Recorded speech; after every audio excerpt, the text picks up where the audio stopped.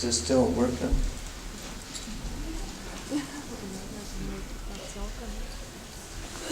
Well, this, doesn't work.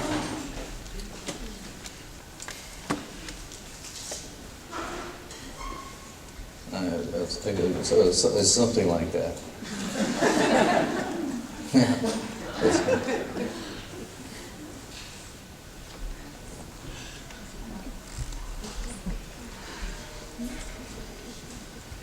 You know, to get this, go beyond the, it's about 21 inches. So many people have developed, you know, our societies have developed a great deal. The speeds of our mind has speeded up tremendously. We're able to think much faster and think much better than 100, 200 years ago. And this in turn expands with our development. And for the most part, when people start to have experiences that are outside the norm, and you start to feel that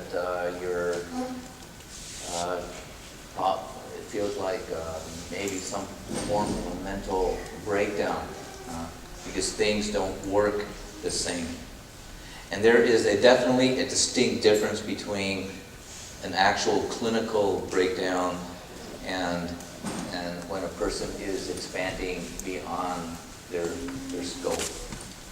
Because where the mind really rests, it doesn't rest like right on the skin. It doesn't rest with the logic, with hardcore decisions.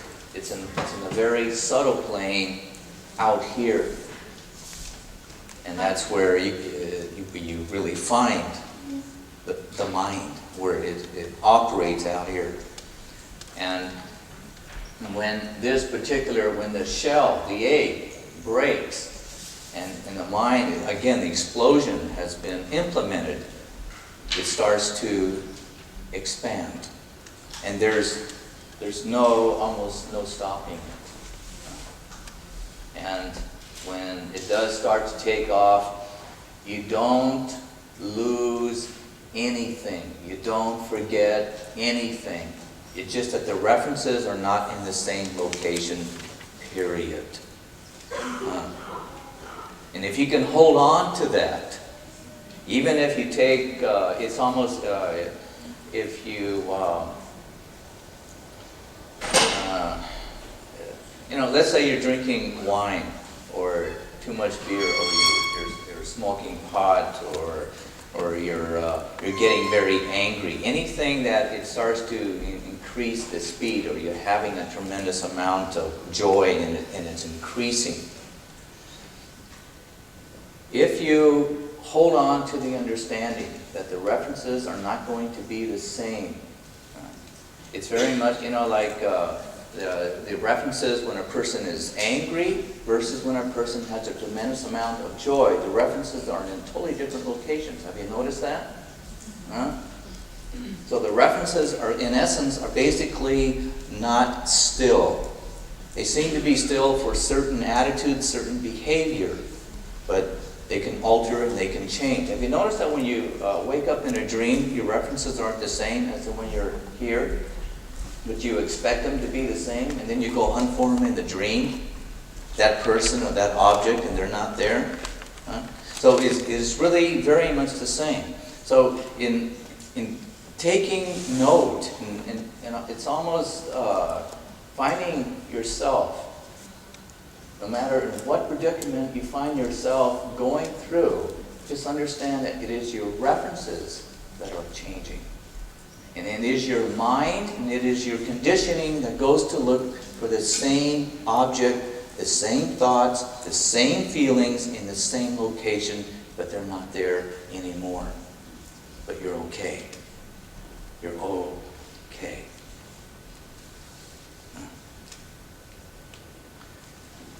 And when people don't understand this, and they're not really going through a mental breakdown, they're just that their shell broke. And it's kind of like getting out, remember the chicken coop?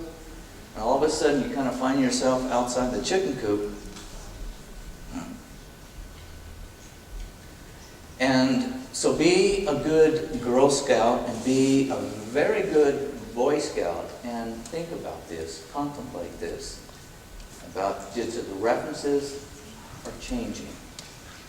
And one good example is there are a lot of good science magazines that demonstrate this universe that is expanding and how it expands. And they know approximately how the various solar systems and the suns are separating from each other, but they keep track of where they're going. So they're, in essence, are not lost. And as it is for us too. If you understand this, you keep track of yourself and you're not lost. It's just that there's a little more time in between the thought, in between the thinking, in between the objects, in between the locations of what you were normally used to before. Most of the time in my work with you, as it is in the fire dance, if you notice how time changes. All it is, an expansion is taking place and the references are changing. The only difference is that the references are much more relaxed with us here. We feel comfortable with it. Because it is just not taking place in the mind. It's a ceremony. And there are forces involved that we all are familiar with. And then it is these forces that change the time, that changes the situations with us, that create different references, but we're comfortable with it. But when this happens to an individual and you're alone, you're at the office or you're at home, and this takes place within yourself, it's not as comfortable. So people tend to freak out more, to become more concerned, and it's understandable. Most of the time in going to help people, when all of a sudden the egg is breaking, the eggshell, it's just getting them to relax and feel comfortable with the new reference points. Imagine if you could go to sleep, wake up in a dream, and stay in the dream for a couple weeks. You would eventually wake up in the dream state. You would. You would eventually wake up. As it is when a person passes away in their dreams, while they're dreaming, while they're asleep. And that's what you don't want to do. You don't want to do that. Don't want to do that. It is not a pretty picture. Because then again, it's double-fold. You pass away, and you're dreaming, and you pass away, the body passes away, and then it's time to wake up. It's about, we get so used to dreaming after so many minutes, but it can seem like days or hours. And then it's time to wake up. Oh, something's wrong. You go back to sleep. You think you go back to sleep. No, you don't want to do that, yes.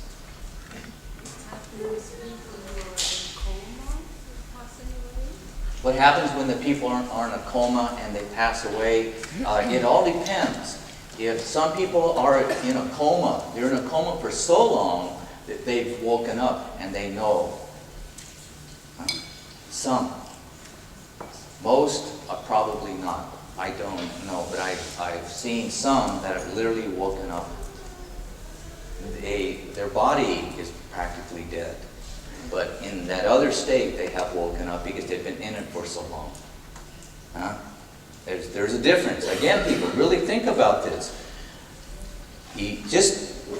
A lot of this is, the common sense is there. Think about it. If you were dreaming, not just for a few minutes and not just for a few hours, but if you were dreaming for a few days, a few weeks in the same dream, you're going to say something's wrong here, and you will force yourself to wake up. You will start to add up things. And that is, in essence, what starts to wake you up. And that's the same thing in this waking state. That's what's so beautiful about this waking state. Because we can stay in it at least for a whole day before we have to go to sleep. This is the beauty. This is what the Buddhists have been talking about. The most beautiful thing is this life, because it is stable to some degree until we are forced to lie down and go to sleep. You see, we got the whole day to wake up from the dream. But that's a very difficult thing to do. Because we keep finding ourselves very, very busy. We got to do this, we got to do that. We got this fear, we got this concern. But to wake up in it, we have a better chance because it lasts longer before we have to go back to sleep at night. And then we got started almost all over again. And then we only have, let's say, so many good weekends to do it, because most of the time we're very, very busy. Don't have the time to contemplate this.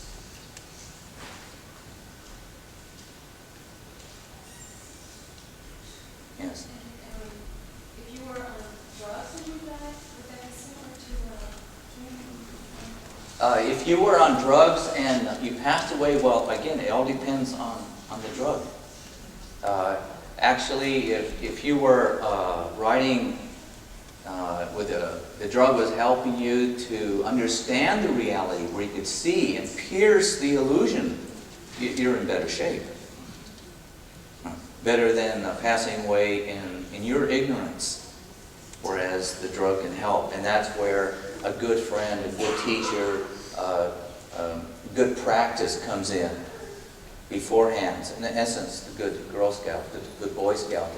So you prepare yourself so when it does happen. Yeah.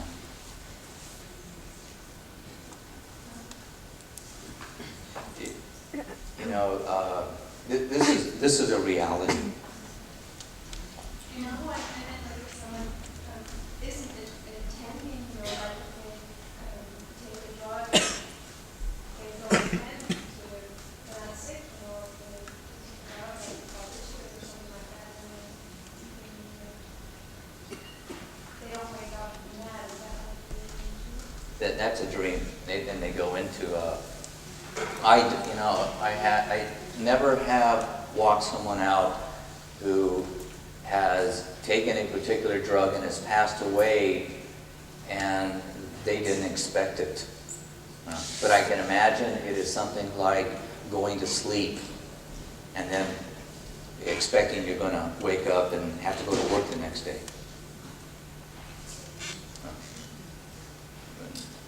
I imagine it's something like that.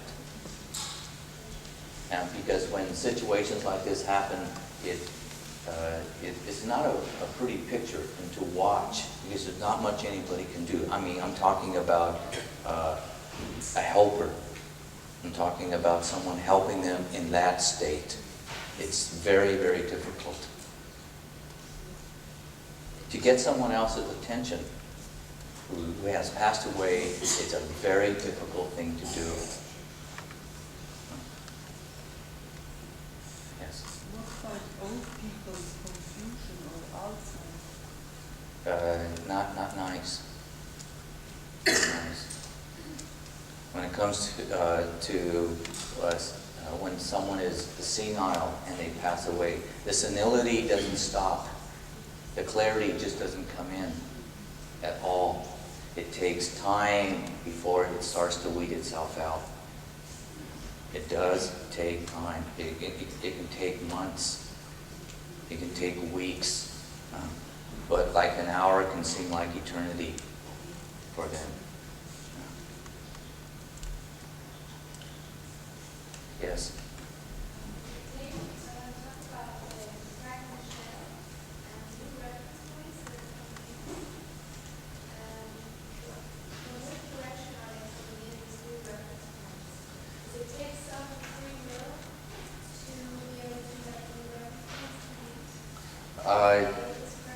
The new reference points coming in, there's no new reference points coming in. It's just the reference points, there's more space in between all your reference points. There's nothing coming in new. There's just more reference points, and you're expanding into, let's say, more spaciousness. Here's the same thing. Remember in the beginning, we spend years on the astronaut's perspective? It's the same thing. Imagine the astronaut's perspective. You're up there as an astronaut. And when you're observing from that point of view, what is happening to your reference points? Very quickly, the Earth is getting small, the universe is getting bigger, your reference points are changing. Remember the story with the astronaut and the engineer that we used? Yeah, same thing. So in essence, it's going right back to the astronaut. And that's why I hold the astronaut's perspective, and that's why you continue that perspective until you have it fixed inside. So no matter where you go, what you're doing, what you're saying, you're coming from that perspective.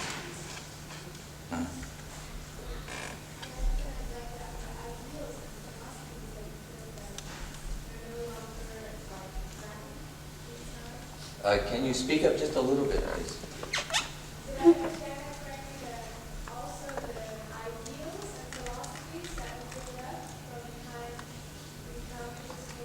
Yeah.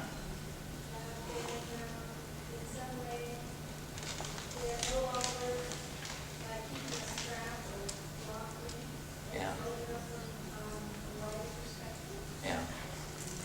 Yeah.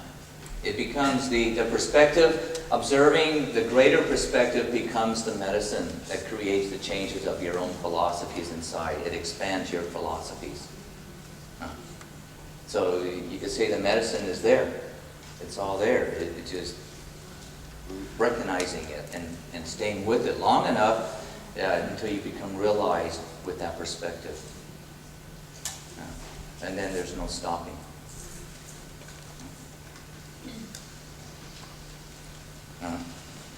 You remember the astronaut and the engineer? Most of you? How many do not remember the story? Okay, let me go over the story. Typical story, typical scenario, predicament that we all go through. Here's the story of an astronaut and an engineer, and they're both women, because it was men, and then we had a big fight. Now it's women. So, the astronaut and the engineer, they both have they're neighbors, and they have families, and they have their kids, and they've been neighbors for years, and the kids are growing up, and because the kids became very good friends, and they became good friends, and they had a fence separating their yard. And they took down the fence, because there's no need to have a fence. They're good friends, and both families love each other. And see if I remember the story. And the astronaut, she always wanted this particular tree, and she woke up in the middle of the night one night and went to the kitchen to get something to drink, and she sees that her good friend, the engineer, is planting a tree in the backyard. But there's no fence anymore, so it's one backyard. And she thought, oh, this is my present. That's a tree I've always wanted, because You're planting it in the full moon. You know, you plant trees in the full moon, you know. And she's, oh, this is a surprise because she's doing it at night. I'll just go to bed, wake up, and, you know, so she goes to bed, wakes up, and there's the engineer watering the tree, you know, and the astronaut comes out, you know, oh, thank you very much. I've always wanted this tree, you know, and because it looks like it was planted on her property, but the fence, you know, it's not there anymore, but it looks like it was on her property. And the engineer says, as she's watering the tree, what are you talking about, Betty? You know, no, this is, you know, is it your birthday? No. I got this tree. I thought, you know, if this is my tree, I always wanted to get a tree like this. And then the astronaut says, but you planted it on my property. No. It's my property. Remember the fence was here. Oh, no, the fence was, the fence was right. So, war. So you know how that is when you're wrong. You get a little too much pride. You don't want to be wrong. And she made a fool of herself. And it was supposed to be my tree. And this is my property. And I took down the fence. You know how it is. So now there's a fight between the two. And one is an engineer and one is an astronaut. And you know how we can get real bitter with each other, real nasty. So they got so nasty, and all of a sudden there's coldness coming from both sides. Now they wish there was a fence. They should put back the fence. And the astronaut goes to therapy, you know, to try and check this out. And the engineer goes to therapy. And, you know, they try everything, but you know how it is. You know, it's the principle of the thing. It was, you know, they get a surveyor out there to check out where was the fence and whose property and everything else. And of course, they're both right. So, you know, nothing gets resolved, and now it comes time for the astronaut to go up into outer space for the very first time. She's been training all these years. And God, is she glad to get away from the engineer. Finally, get away from this terrible lady. So, she goes up into outer space, and she's got a lot of work to do. You know, she's a scientist, and she's so happy now, and, you know, doesn't have to be bothered by her neighbor, and there she is doing all her work, and, you know, she's looking out the porthole window, and there's that beautiful planet. I mean, can you imagine to see our planet from outer space? That would be quite something. But she's busy, you know, I mean, she's got a lot to do, and every now and then she looks out, and God, I mean, you know, that's, wow. You know, life is so big, and then you got the stars and all this black space and all that. You know, and as the days go by, and as all the experiments are over with, she has more and more time to look out the porthole window. And then she's got more and more time as the days go by, and more time. And now she can just sit there and look out and contemplate and, you know, daydream and says, my God, what a universe. Jesus. And pretty soon, all of a sudden, the accumulation of all these hours of looking out a small window that is demonstrating a very large picture of life. And pretty soon, as a result of spending hours and hours of looking out that window, all that reflected light bouncing from the sun, bouncing off the earth, bouncing off the moon, and the light coming from all the other stars, all that coming into that little porthole window, coming in very, very softly in through her eyes, penetrating her brain. In essence, a greater reality.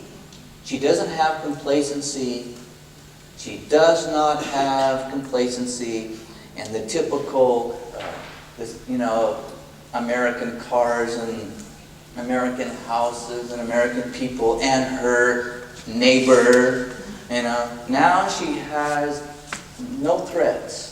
Very quietly, this greater reality coming in very quietly through her eyes, affecting her brain, changing the way her mind is looking at life.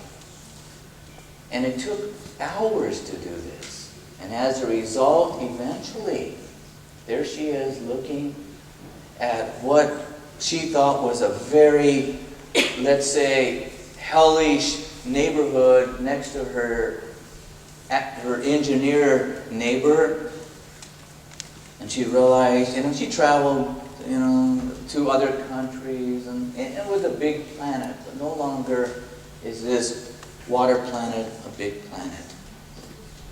Because when one perspective has just actually spent time observing, let the light teach you. Let it show you what the reality is. That eventually her planet became smaller and smaller and smaller in reference to the space. In essence, the earth started to go into a more proper, how much property there really is in this tiny little fragile planet. And the light is teaching her this. The light is showing her this. And she's realizing, my God, here I had almost destroyed a total friendship, a love and a respect that we had for each other, for a little piece of ground. And look how very little land there really is to live on this little tiny fragile planet. Most of it is water, 3/4 water. A great deal of it is filled with ice and snow. And then there's swamps and high mountains. There's only the valleys really to live on. And here I have been fighting. I have been a real creep over a little piece, a few inches of earth for my own pride. Who taught her the perspective? And this is what increased, you could say, the expansion of her mind. And that is, in essence, what meditation is. That is what sometimes our father and mother has tried to teach us when we were young. To give us another perspective that sometimes we find ourselves very resistant. And it's not easy, because once we have our own perspective, and if there's a little ounce of inappropriate pride there, it's almost impossible to gain another perspective. There's no want or desire to want to change. And so we find ourselves fighting with our neighbor, with ourselves, in essence. Senseless. It's senseless. But most of us will die for senseless things. Most of us will become very rigid pieces of artwork or stone for senseless reasons.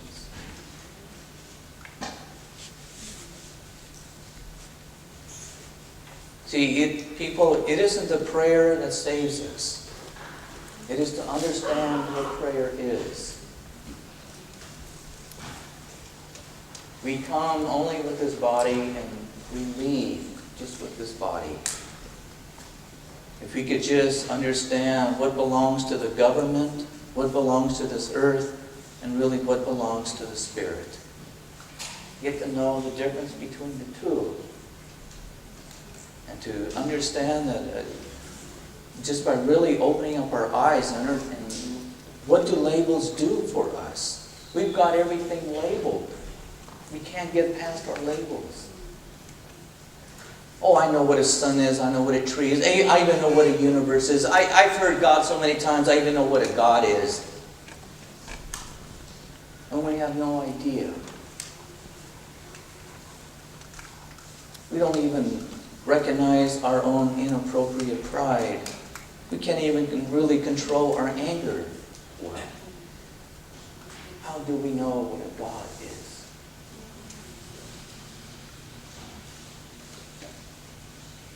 But when a human being understands the astronaut's perspective and what it really takes, if we could just give ourselves enough hours, enough of our own time, to let the perspective teach us. Nature can teach us things that no intelligence can teach us. No book can teach us. Books can't really teach us about human nature. We have to live it. We have to really live it. We can't know how to drive a car by reading. We can't know what it is to kiss someone through reading a book.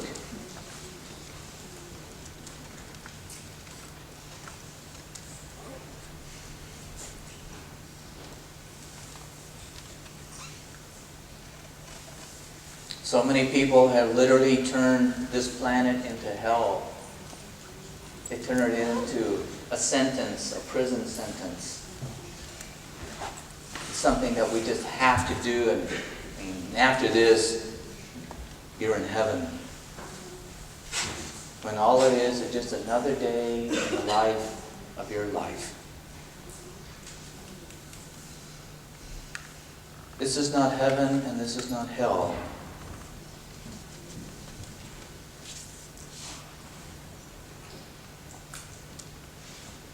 It is just a wonderful place that is a little more stable than it is in spirit, than it is in dream state. A glass of water will stay on your table much, much longer than it will in the dream state, and it will in spirit.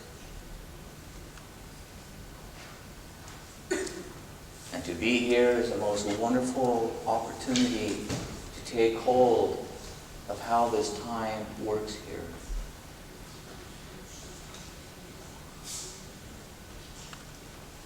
One day we will all walk away with our memories, and that's all we're going to really have with each other.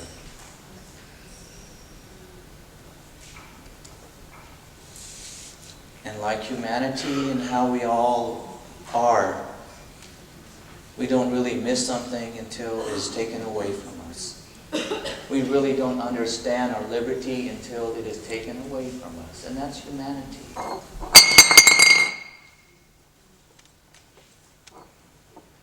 But to understand this, and to understand humanity, learn to really cherish your freedom.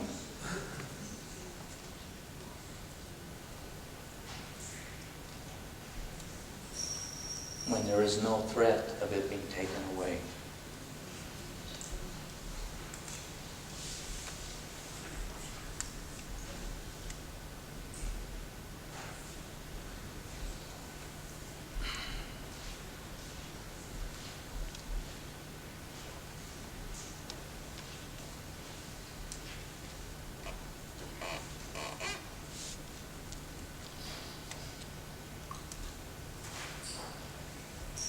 You have to really fight for your life.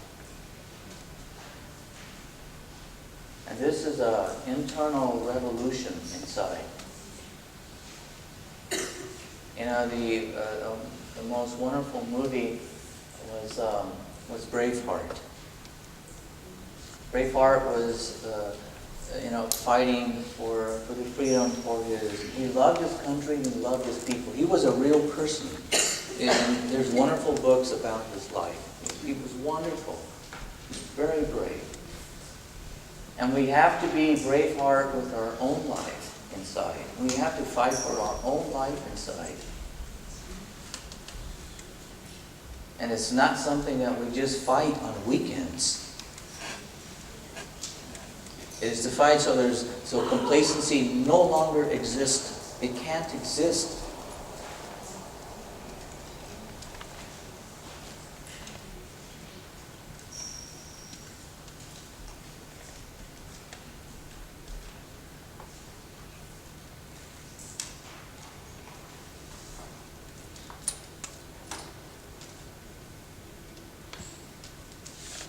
I put my hand in the fire for you. That is your demonstration that if I lose my attention just for a moment, that's it. It's gone.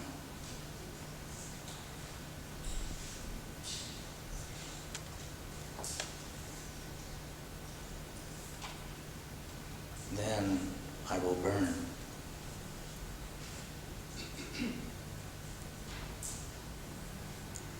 But the astronaut's perspective has to be realized.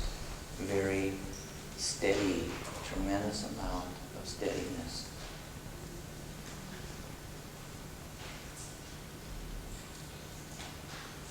And you can no longer have faith anymore. Faith has to be thrown away. Not necessary anymore.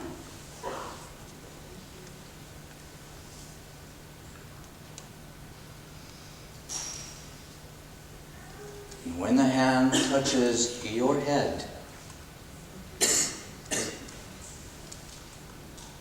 the fire of you inside, the skin where it is being touched, it knows.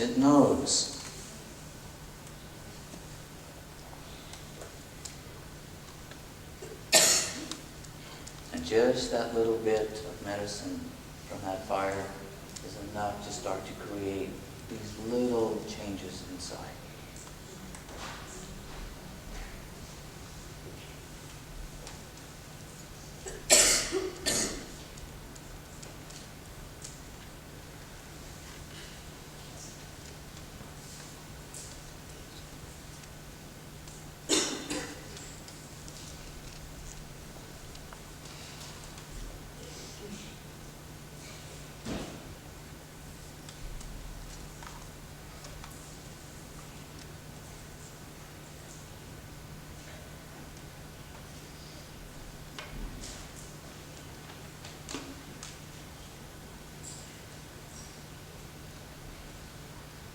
Most of you can take more fire.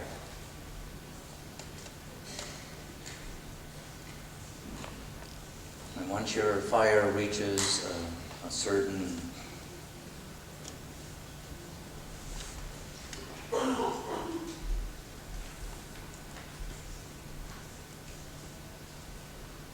because in my heart, my wish is that when your egg cracks, it's soft and gentle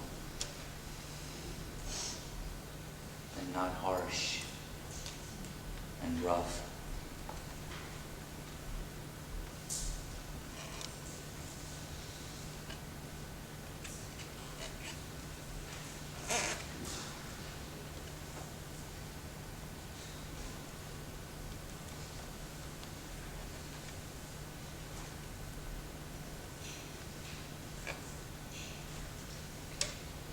As a person, where I come from is that I trust your process. I trust what's backing you up.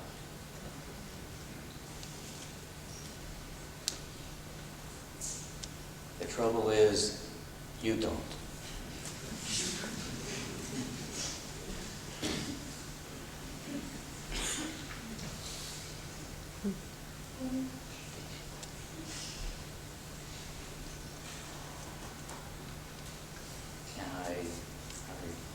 For so long, I was in the same situation. It took an awful lot to get to that point. To the point where I did no longer need trust. And it takes a lot of demonstrations, and it takes a lot of evidence, an awful lot of evidence to change this mind of ours. So the mind doesn't become an enemy, but to realize the mind is all but a tool, and you're not the mind. The mind is a tool You're not a mind. That we all have been taught to believe and brainwashed that we are the mind.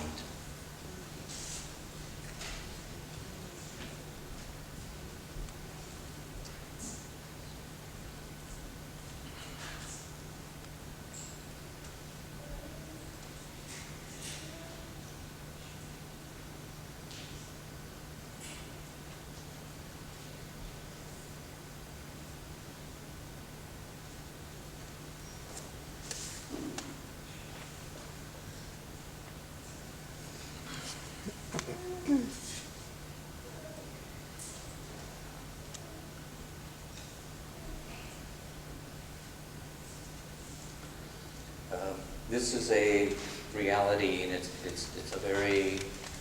I wish this wasn't so. I really wish this wasn't so. Out of all the people in Europe that I know, some of us are much older, and even it doesn't depend on age. Sometimes we get a debilitating illness, and some of us are, passing away before our time.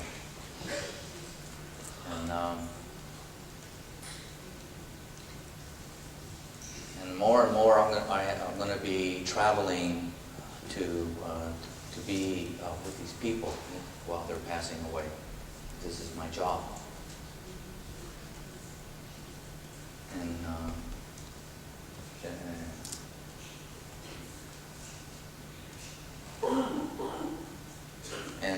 And these people, most of us know. It's an illness, cancer, or whatever. And again, my purpose is not what you do with this life here. And you're going to do what you want to do. My sole purpose and my aim is how you leave. How you leave.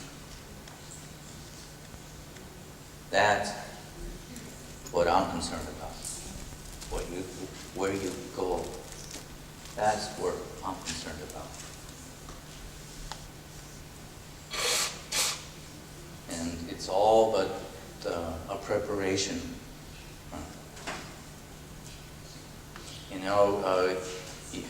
Years ago, I had a friend, and he started his process, his own process, long before I even thought about it. And we were both walking around the graveyards in America, and he had a theory. He says, and he did his additions, his arithmetic, and he says there are too many graveyards missing. I mean, with all the people and the people dying, where are the people going? Because they're not in the graveyards. There's something wrong here with the addition, and that means cremation, And he checked with the numbers of cremation. There is something kind of funny going on. So he thinks there's something that, in essence, when you consider all the people that are living, so many people should be dying, with age and accidents, and they don't add up to all the graveyards. He checked with all the cemeteries, and he spent, years studying this, because he doesn't want to die. He was clear. He says there has to be another way out. So he figures that there's something going on in the government that, I think, gee, all right, for a while there, I thought he had something. I don't know. But his arithmetic seemed pretty clear. And I didn't know. Maybe people were being cremated silently, or people disappear, or maybe UFOs coming down and taking them out. I had no idea. But I had the same problem. I did not want to go, and I couldn't believe it, not me. There's no way I'm going to die. No way. You know, I was younger. But this was my thinking. It's inconceivable. And I had to spend many, many, many years to learn to conceive it, to realize it, the reality of it. Even though to me, it was almost an illness to do this, but I wanted to know what is the reality. And that is the reality. And as a result of actually coming to terms with it, even though it was very disheartening, it literally changed my life. It gave me my life, actually. I got my life back.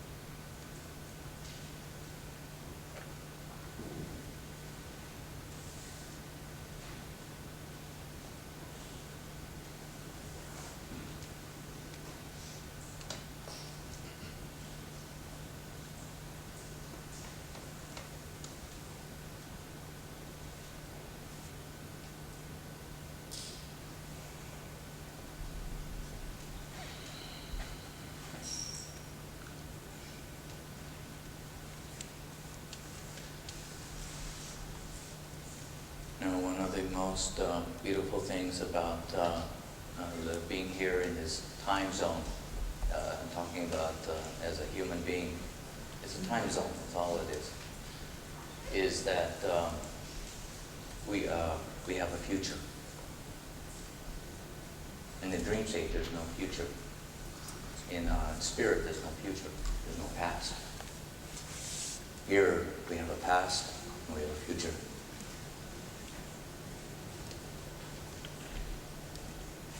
And learn to respect the future, respect the past.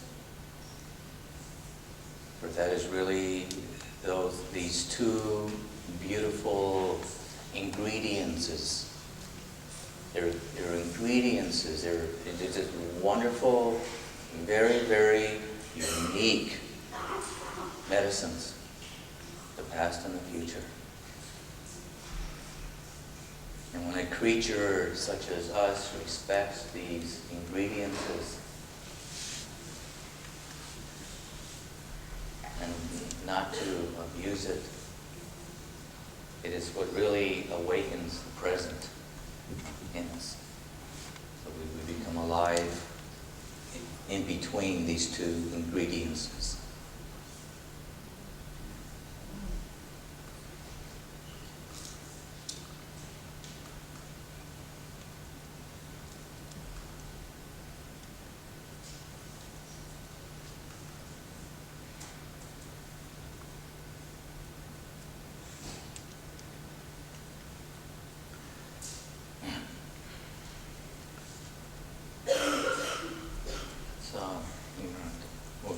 Today. And, how many people can fit in the sweat lodges? 120. That's good. And these are really well done lodges. Really, it is really well done. And the stones, I warn you, are very, very hot. They're good. They're really good stones. So enjoy. Tomorrow at 10.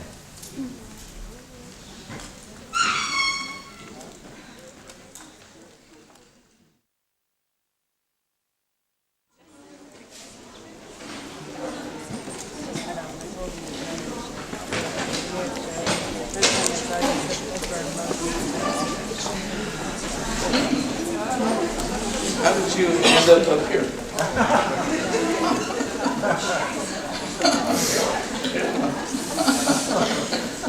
You buy somebody off?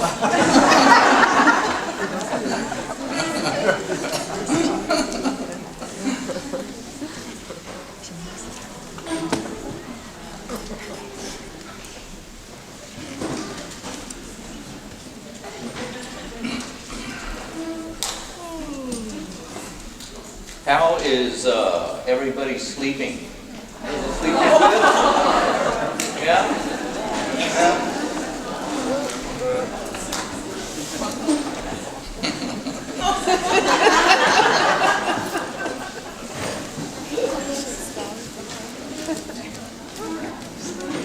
You know what we ought to do?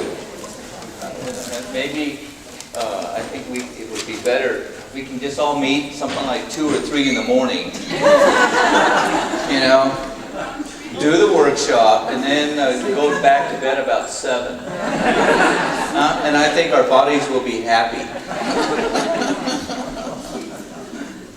We should. That's all we do is just lie there and just wait for the time to go by.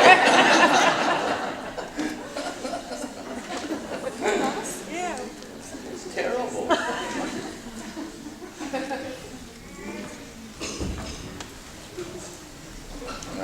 Andrea and I, we had another supper about, what was it, 4 o'clock in the morning, 3 o'clock in the morning, you know? And then we drank a little wine, that didn't do it. And a little beer, that don't do it.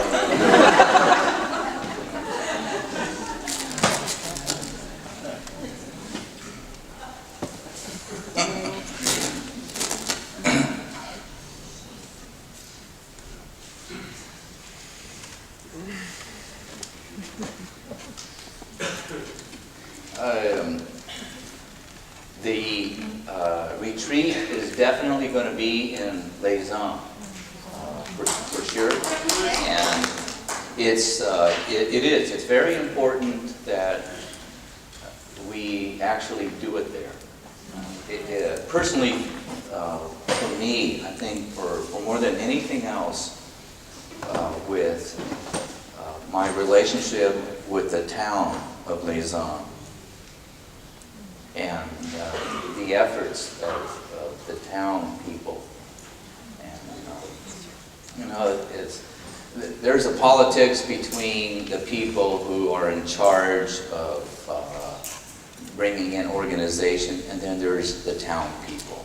You know, and it's really the town people that's important.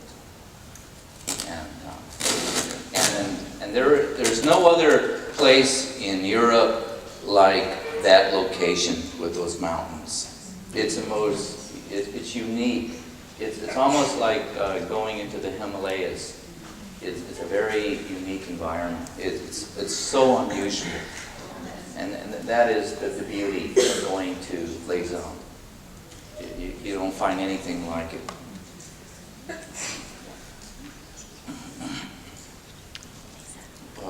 What else? What else are we going to talk about? Anything else? Let's pass the time. Anybody want to talk about their mother, father?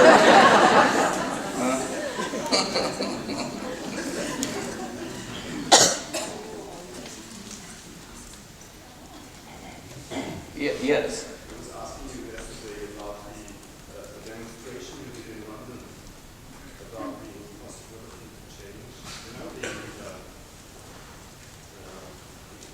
Some demonstration there, and I heard it on the tape, but I did not Yes, the question, we talked about this yesterday, about why is it practically impossible for human beings to change?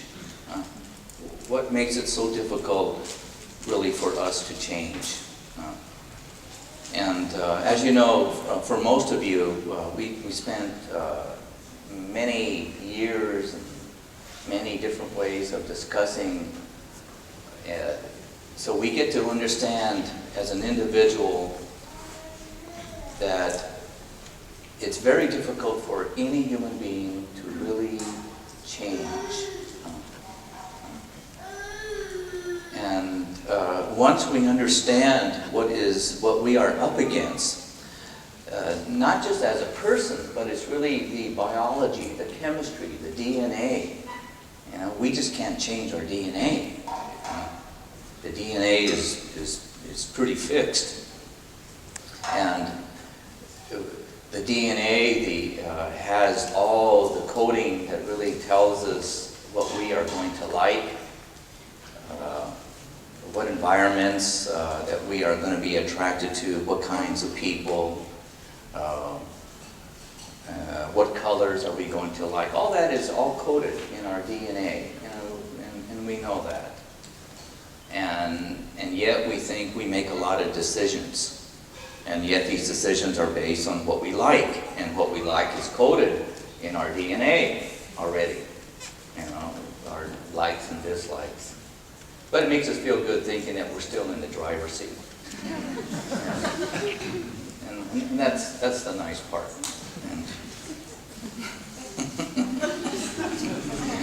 There was a study in America about twins.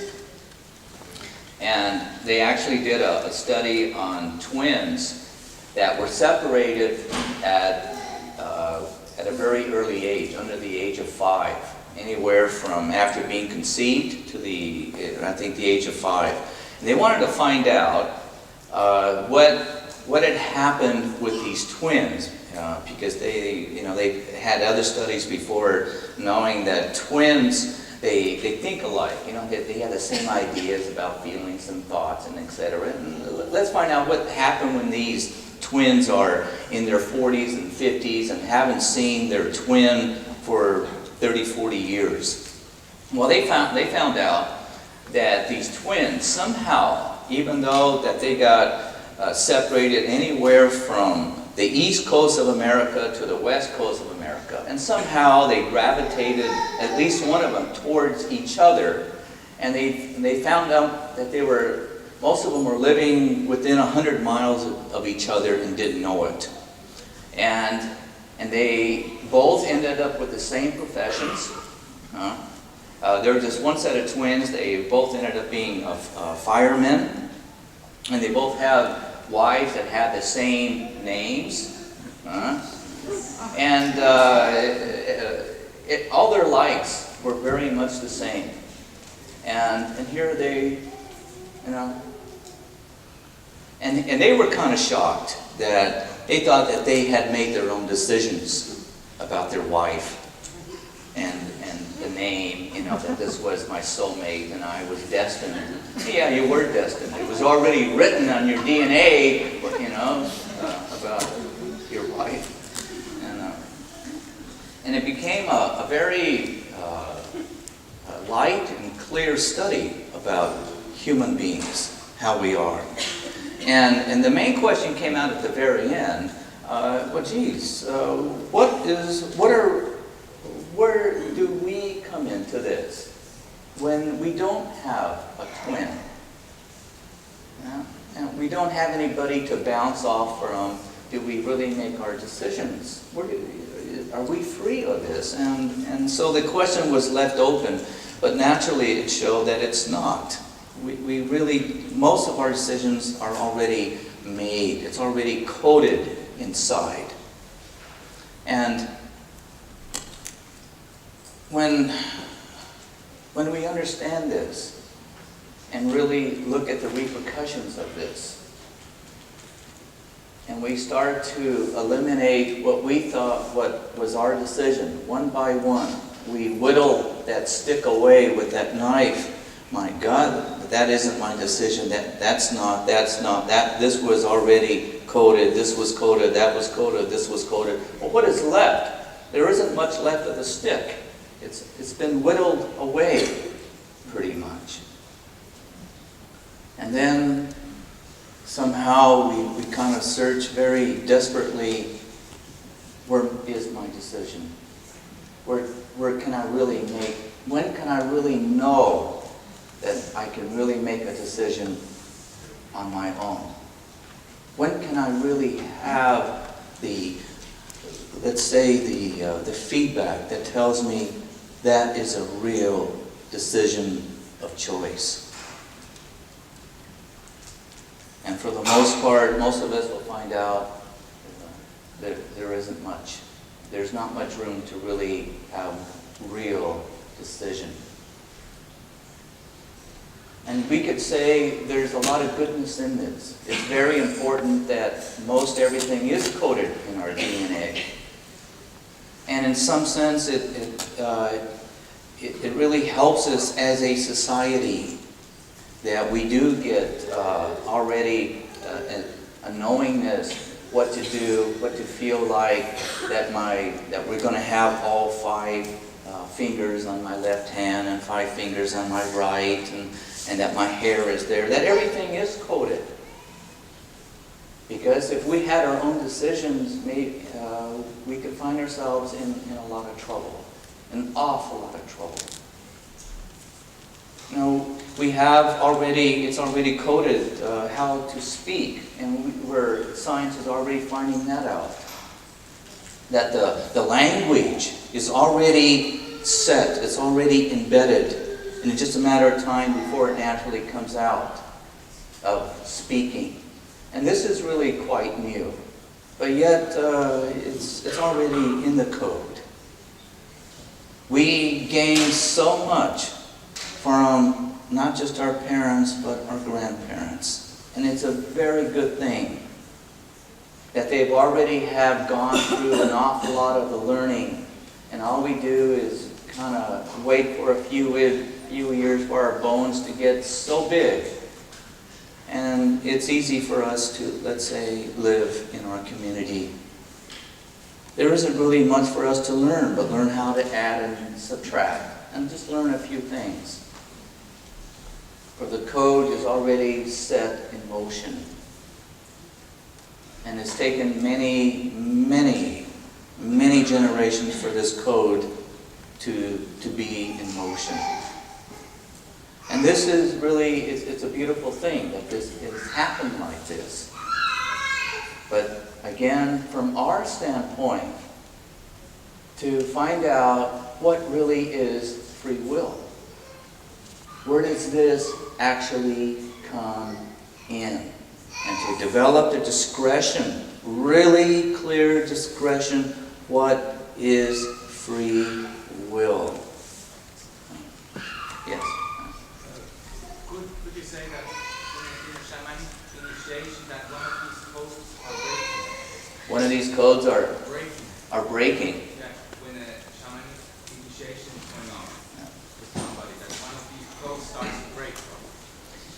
The question is, in a shamanic initiation, is it that the code is breaking? No. Actually, the code doesn't break. Remember how we talked about, when a person's mind starts to expand and we start to go beyond our boundaries, the egg is kind of like breaking its shell. And there's an explosion, an internal explosion taking place. And as the person is, you could say there's an expansion.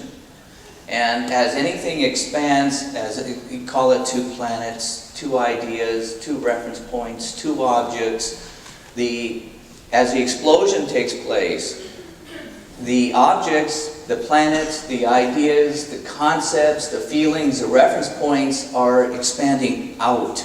And so therefore there's more space in between. And it's just that we are so familiar with that particular distance between these particular objects inside that when we immediately try to, in a shamanic experience or any kind of an experience, when it comes to an explosion, when we are not familiar with it anymore, when that object is not there anymore, you know, people, it's really a whole spiritual experience is nothing but actually going through almost an experience of coming home and a thief have come into your house and robbed you. That's very much like a spiritual experience. You go home and all of a sudden you walk in through the door and you walk into the kitchen and your peripheral vision doesn't see the TV set there anymore. You know? And you're gonna, and you're really hungry, and you want to go get something to eat, but you don't see it there anymore. Your mind starts to, it's not there. Someone took it, but you don't want to believe it. But inside us, inside, in initiation, the TV set is still there, someplace else in the city.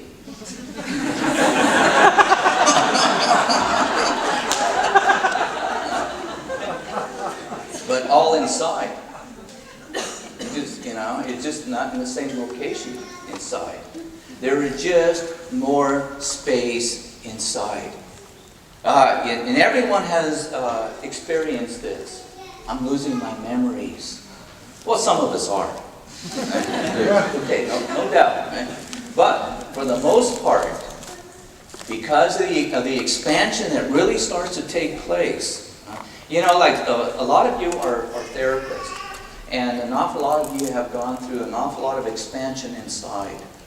And when a client comes over, or you're working on somebody, and you're doing body work or whatever, and there you are, and you're clear. But once the client leaves, all of a sudden, you feel kind of spacey, or all of a sudden there's something wrong, or you don't feel as,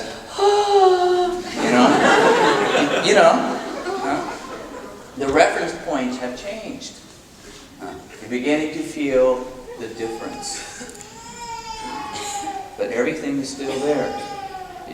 So when it comes to a shamanic experience, your consciousness, your awareness mind is actually living in the space with cognition. You're awake in it. You're fully awake in it. So it's kind of like being waking up in the dream versus just dreaming. There's a difference. And what we are after is to wake up in the dream.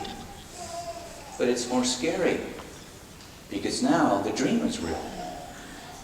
You're cognizant of the actual dream state, and you're just not dreaming. You're asleep. You're awake in it.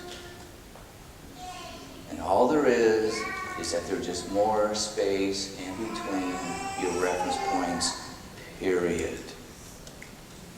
You haven't lost anything.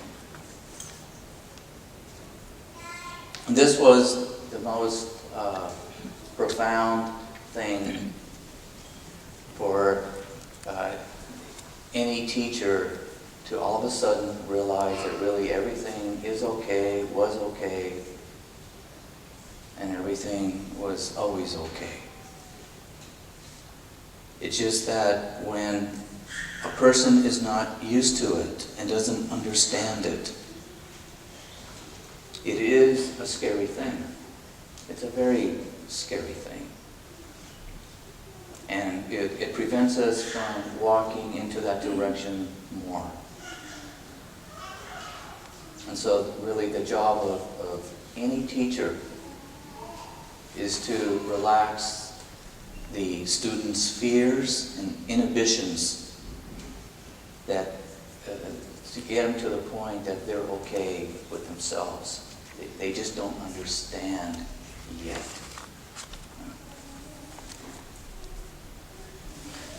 And in between their inhibition and their fears, when they're relaxed, pump more juice into them, pump more electricity into them before they close the door.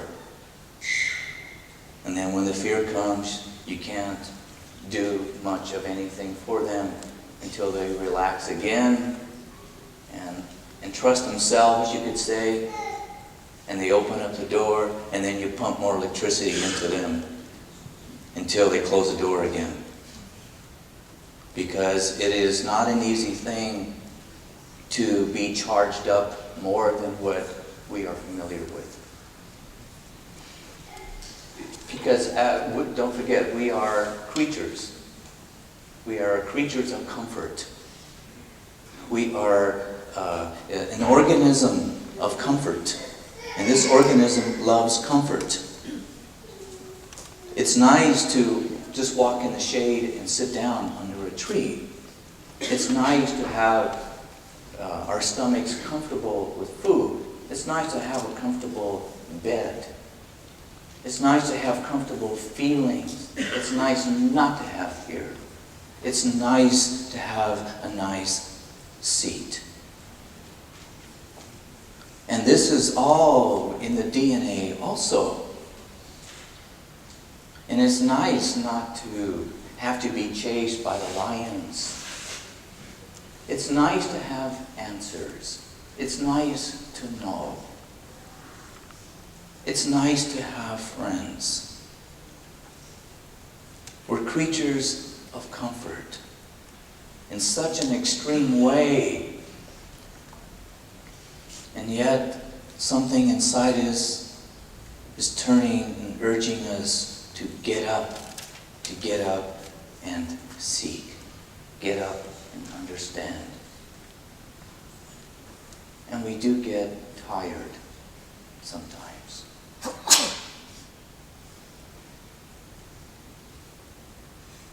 So it's just not an answer. We have this body, that a very simple body, and this is all that we really have of our possessions. This body, this is it. This is really our only possession that we really have, that we can call our own. It's not our land, it's not our property, it's not our wallets and our driver's license. They're all wonderful. It's this. But because we're so socialized, and because there's so many things to do, there's so many advertisements, so many different colored lights, so many different sounds. We have so many to-do lists that our bodies are just something to hear with, to see with, and it's not. It is given us for life.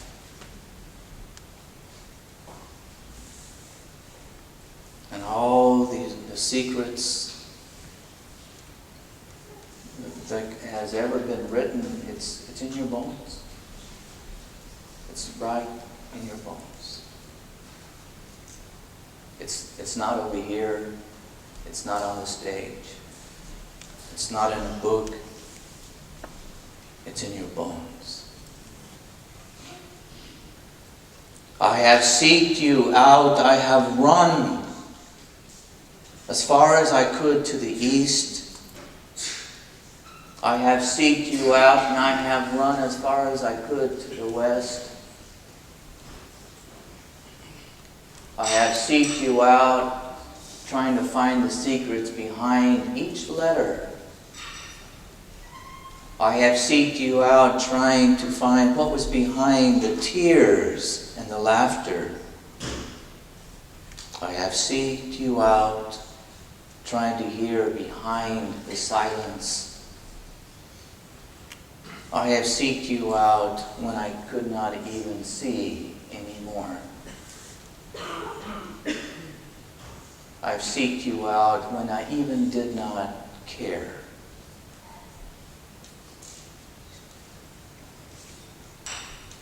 And I always thought that you somehow were playing hide and seek, this game, dodging in and out of the light, and yet you were always there. Somehow you were the silence, and somehow you were the loud sounds. Somehow you were that anger that was being thrown at me, and somehow it was the anger coming out of me.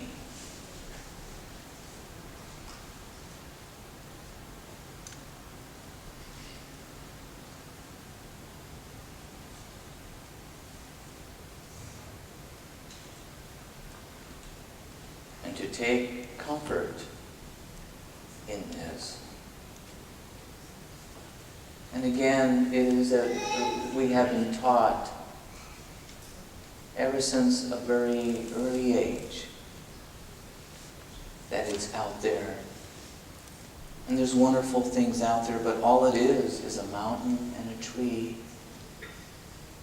All it is just a full moon or an eclipse. All it is just a twilight of a star or a leaf falling off in the fall. All it is just a river running through. All it is just a body being tired. All it is a question not being answered. All it is it's just a war that just happens to be. All it is just a sunny day with nothing to do. All it is a car with a flat tire. All it is just with no more toothpaste to brush my teeth with. All it is just tired feet.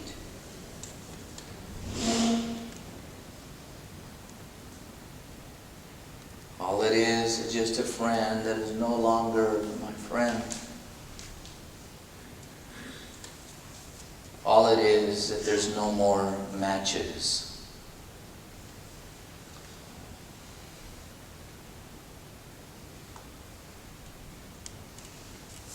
All it is just hearing the word no.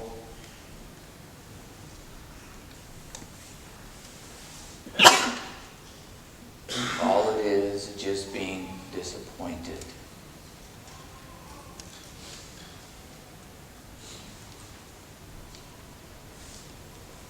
Pay very close attention to what belongs to this earth.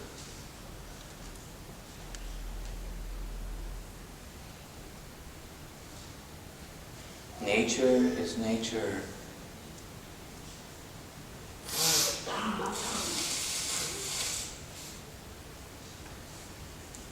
It's easy to be hungry here. It is very easy to be desperate. And society has to work very hard to have a good society. It's not always easy to laugh.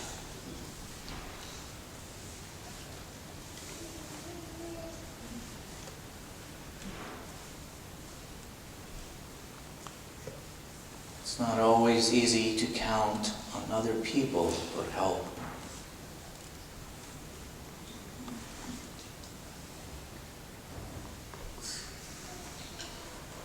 And this all really belongs to this earth.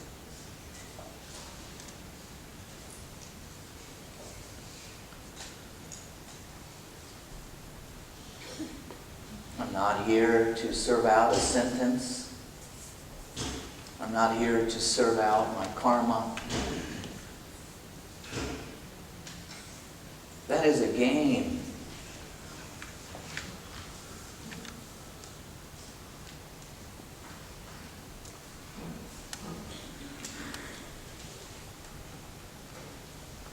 Some of us have found a shore Some of us have found a most beautiful and wonderful shore, and we have landed here. But most of us have forgotten where we have come from.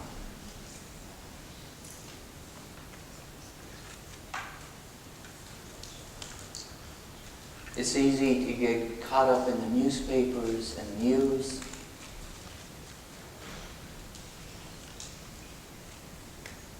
It's easy to pay attention to just my hurt.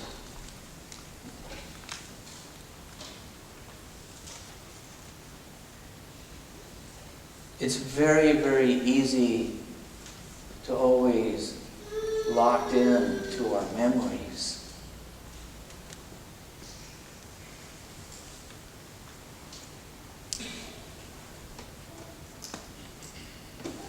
And sometimes, even though we still have eyes to see, we cannot see our immediate future.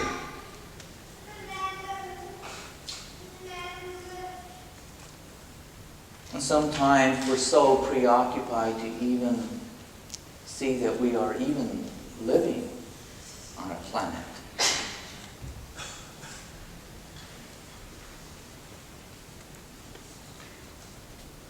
And we have tried every philosophy and every technique to try to live in the present. And somehow it's not easy.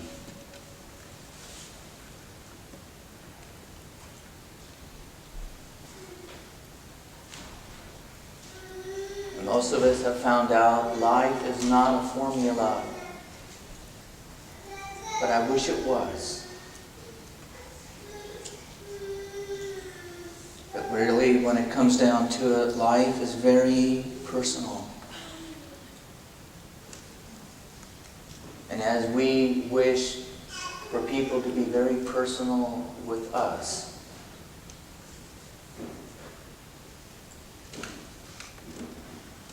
an initiation is really to find that one is really personal, not just with a human being, but with the very nature that we live in.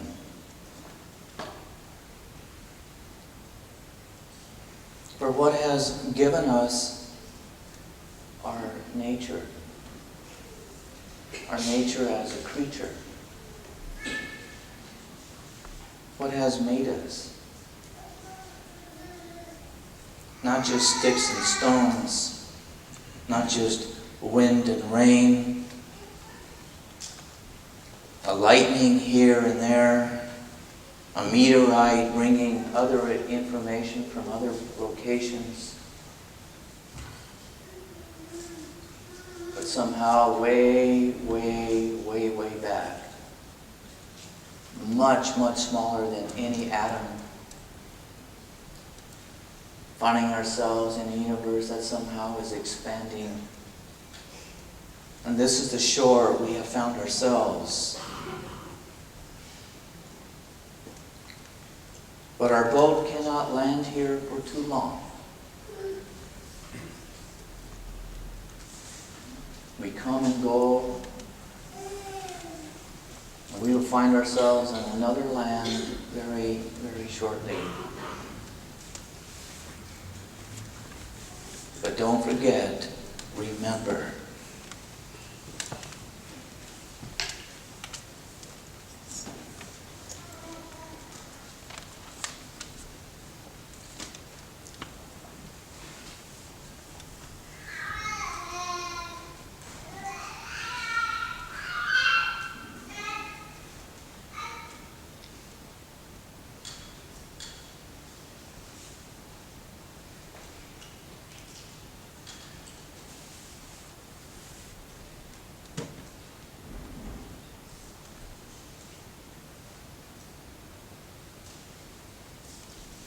It is through our hearts that we live. It is through our minds that helps us exist on our planet.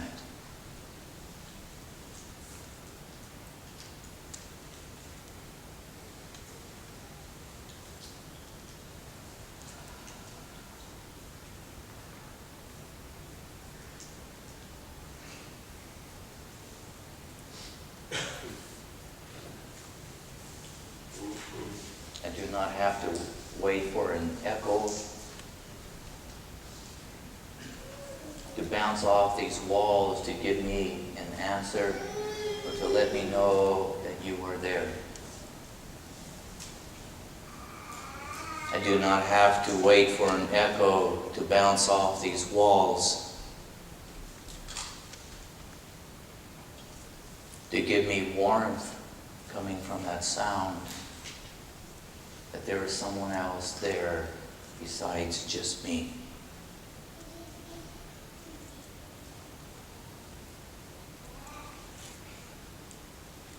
And I do not need a wall for an echo to bounce off from.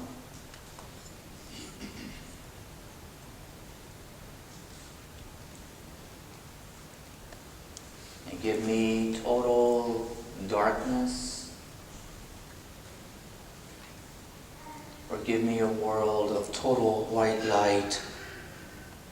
Give me a world where the existence is nothing but brown or black. Give it turquoise or blue. Or give me no light whatsoever. It makes no difference. For I no longer need an echo.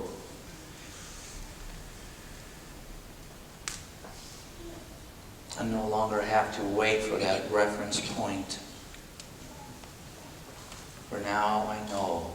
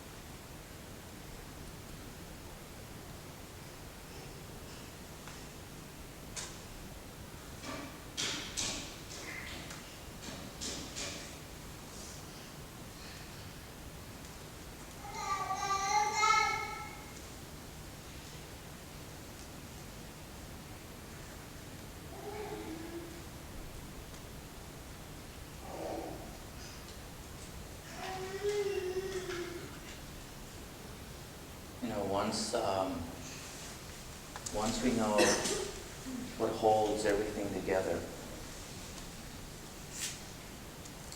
once we can really see what holds every molecule, every atom, every thought, every action together, once we see what this glue, it's a glue.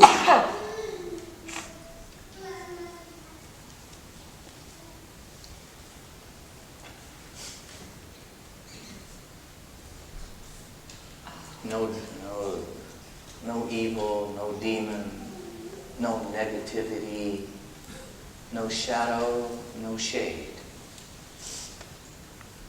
no sound, no thought, no loneliness can ever scare you again. Because you see what holds it all together.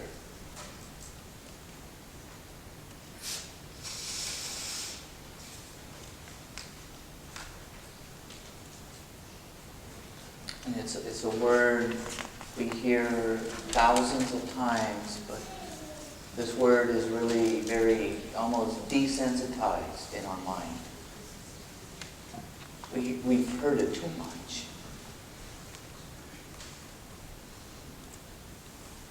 And even though we've heard it too much, we will still write poems about it. We will still write many, many songs about it, and we still love to hear it. And it's just a love.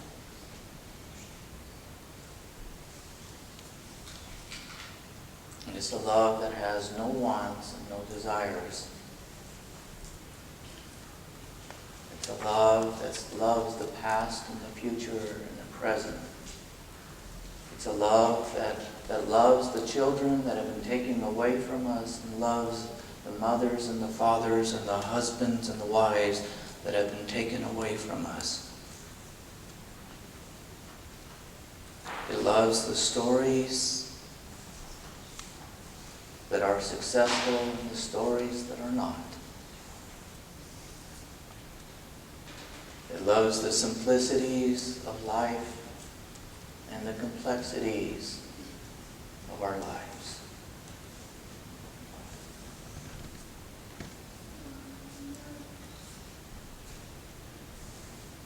It is something that we have tried to buy and sell.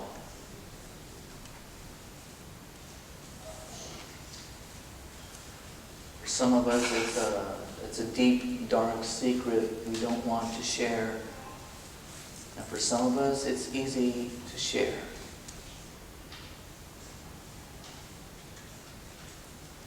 It doesn't belong to the lower class.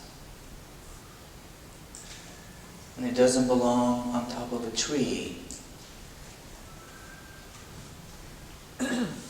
Sometimes we feel we have to work very hard for it. And sometimes we feel we have to suffer for it.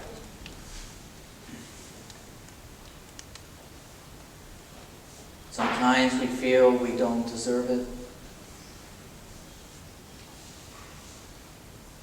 Sometimes we wonder why it's not at my door.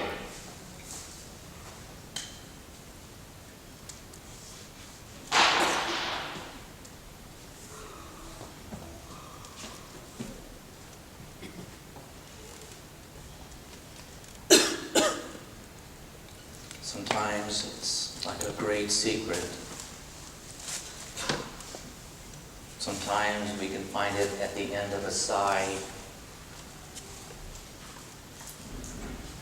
Sometimes we can only feel it when we cry.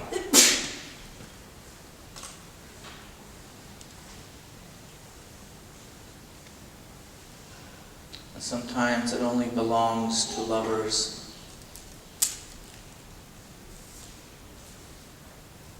And sometimes we feel it doesn't belong in our office.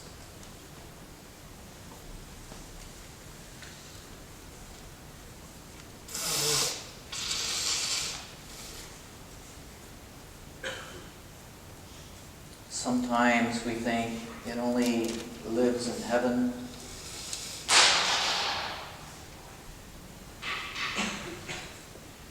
Sometimes we feel it only belongs in the minds of children.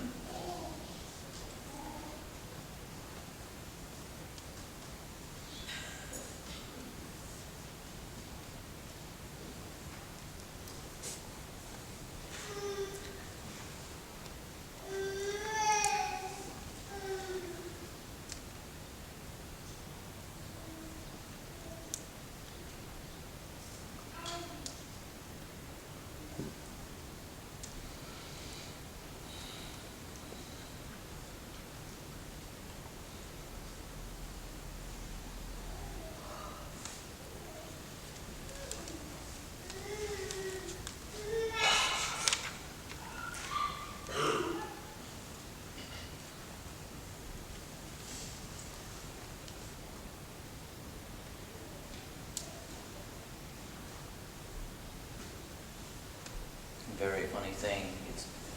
Love is our tiredness. It's our weariness.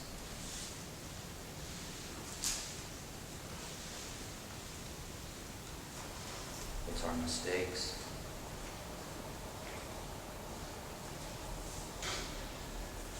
It's our lack of energy. It's our energy.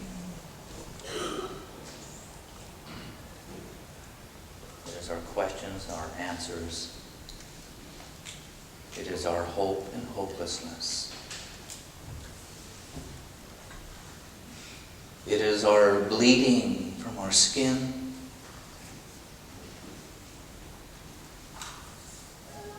It is us being shot by a bullet. It is a car accident, a plane falling from the sky. It is us in a dream being lost. It is us brushing our hair in front of a mirror. It is us wondering what love is.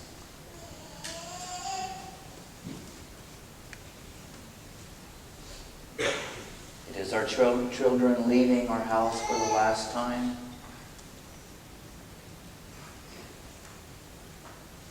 It is ourselves hating another person.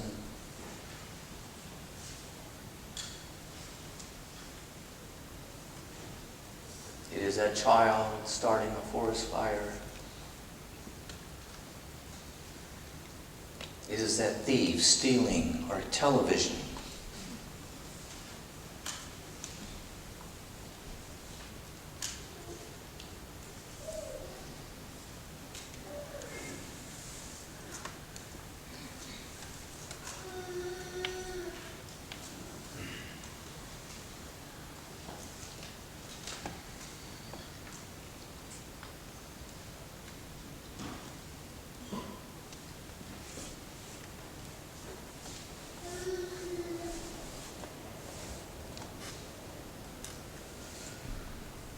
It is my friend not forgiving me.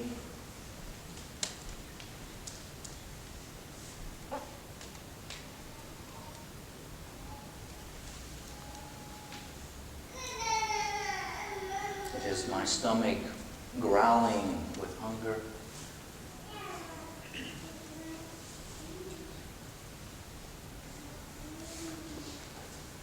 It is my mind being ill.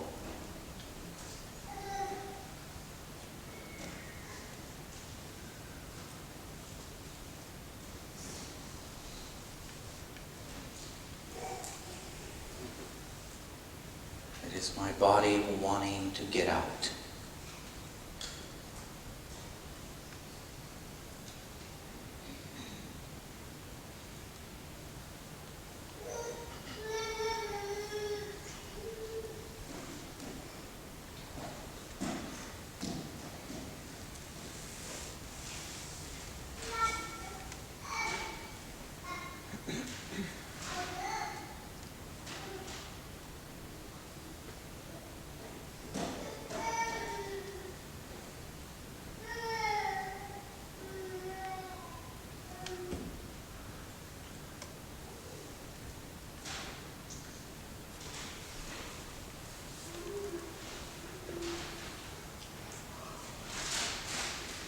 There's a Swami that called all of this a play of consciousness.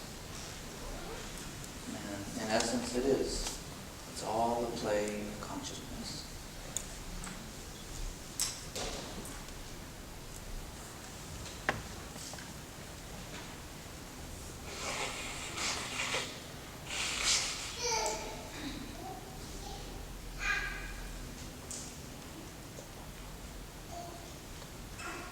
The most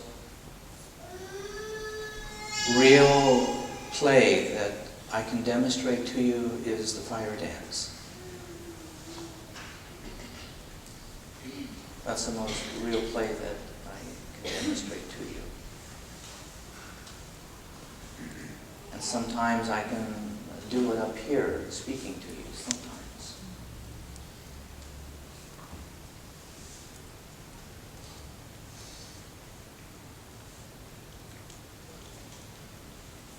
And when enough of this real play comes into your eyes, and you accumulate this light inside,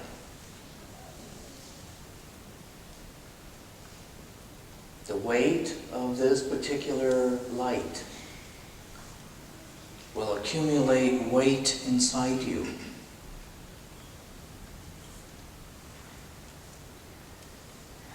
And it will be put on the other side of this balance scale from your rational mind versus the play of this real light.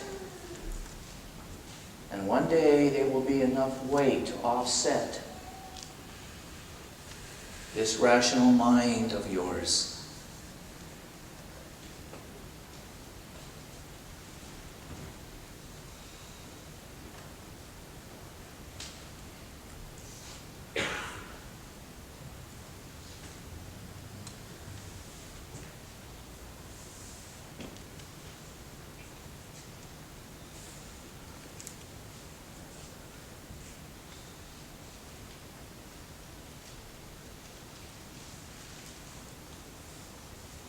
Because my hope for you, and my hope for your children and your children's children, that one day you will understand that no philosophy will no longer ever bend you or reshape you.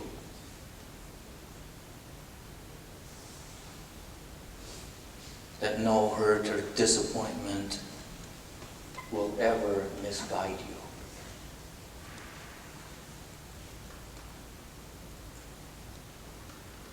That no book will ever sway you. And no war or storm will ever misguide you.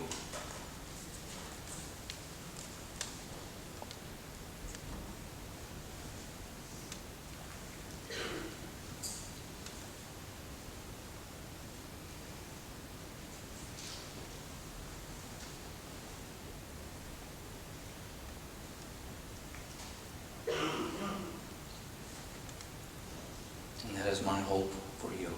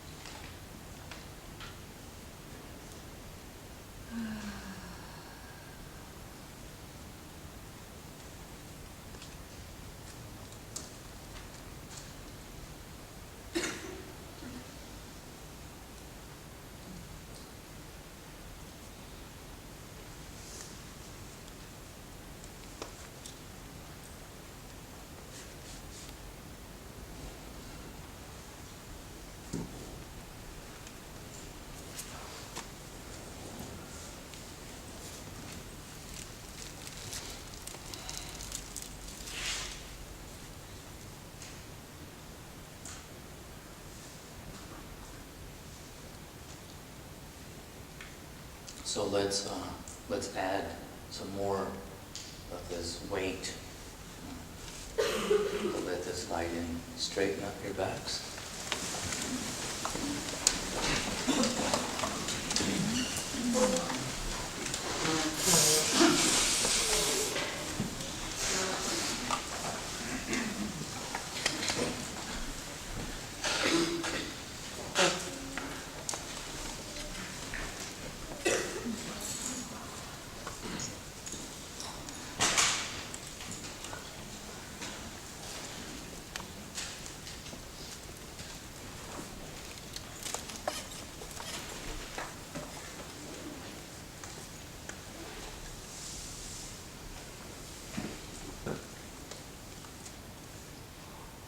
Sense what this does. Sense how this moves through you. And sense how this starts to go outside your environment.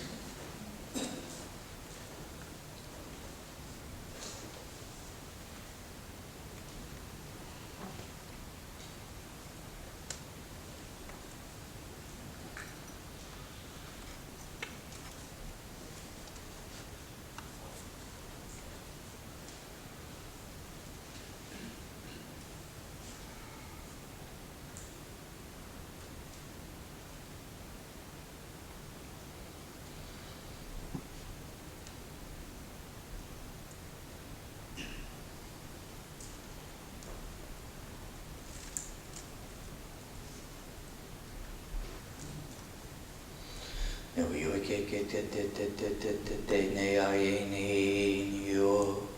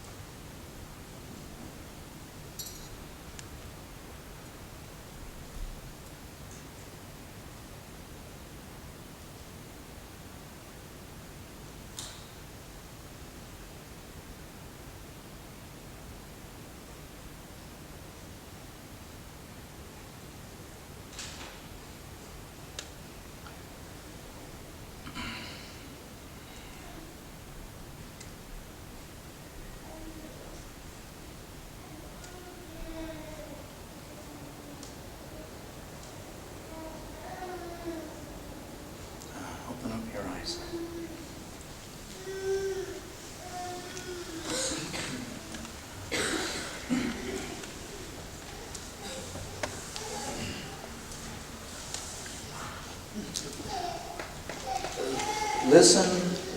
Listen to this. Really pay very close attention to this. Pay very close attention to this. If your mind is ill, if your mind is sick,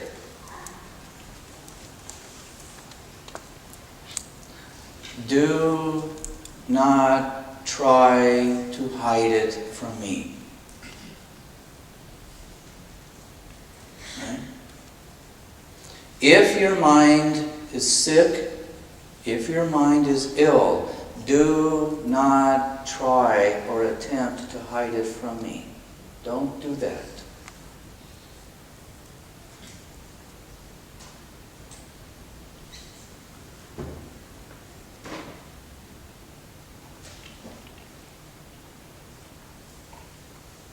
I do not fear ill minds. Any mind can get well in time.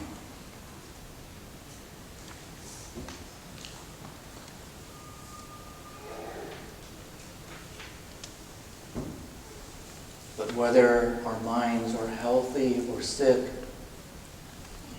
we all somehow have a little pride to hide it.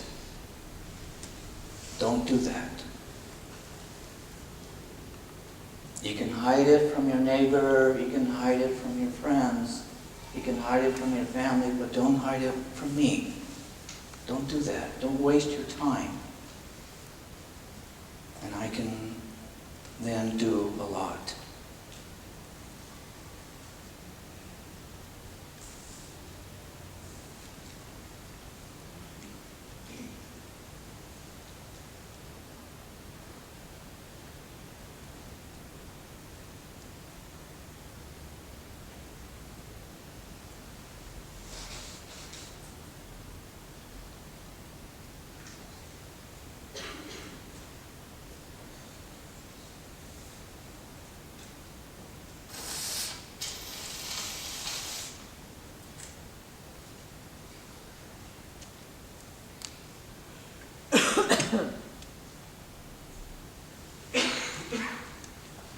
I used to be so ashamed of my ill mind at one time. I was so ashamed.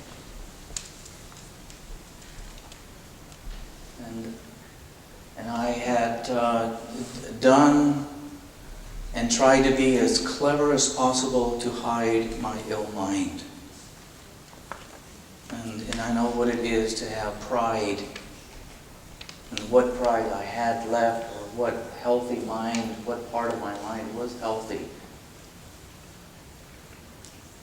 And we all grow up like this.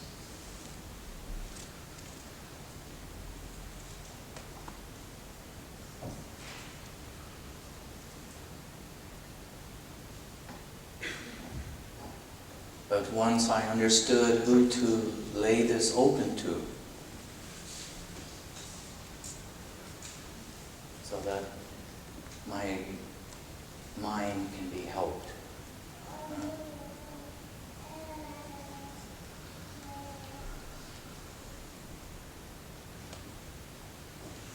Because it is only then that I can do something. It is only then that I can help.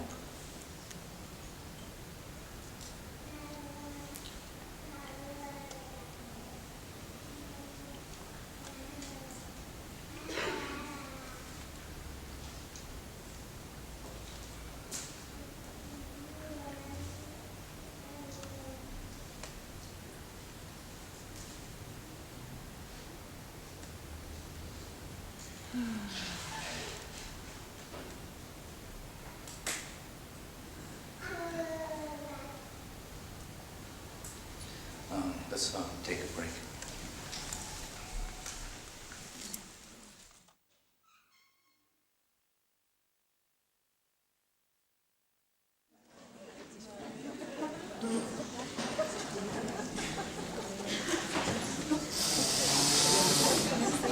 Two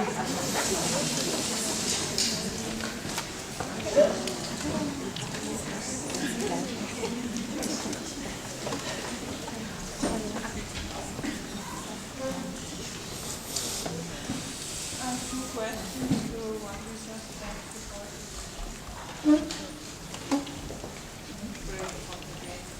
The first one is, what do you understand with the full manual? And the second one is about criminality and DNA. How much is it determined by DNA? What can a parent do to prevent the child from going towards criminality? Is there something? Beautiful question. The question is concerning the comment before the break about having don't hide the illness of your mind and criminality. What does this have to do? Having a criminal mind and DNA, and how can parents influence a child from not having a criminal mind? And where does DNA fall into this?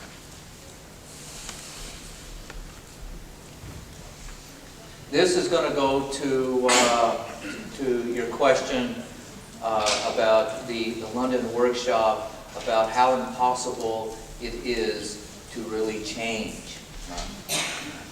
Now, actually, I did not finish the astronaut and the engineer's story.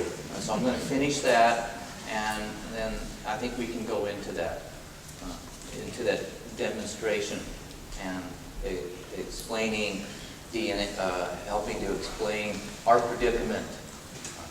And this will bring in fate, destiny, and it ties it in with DNA. All of this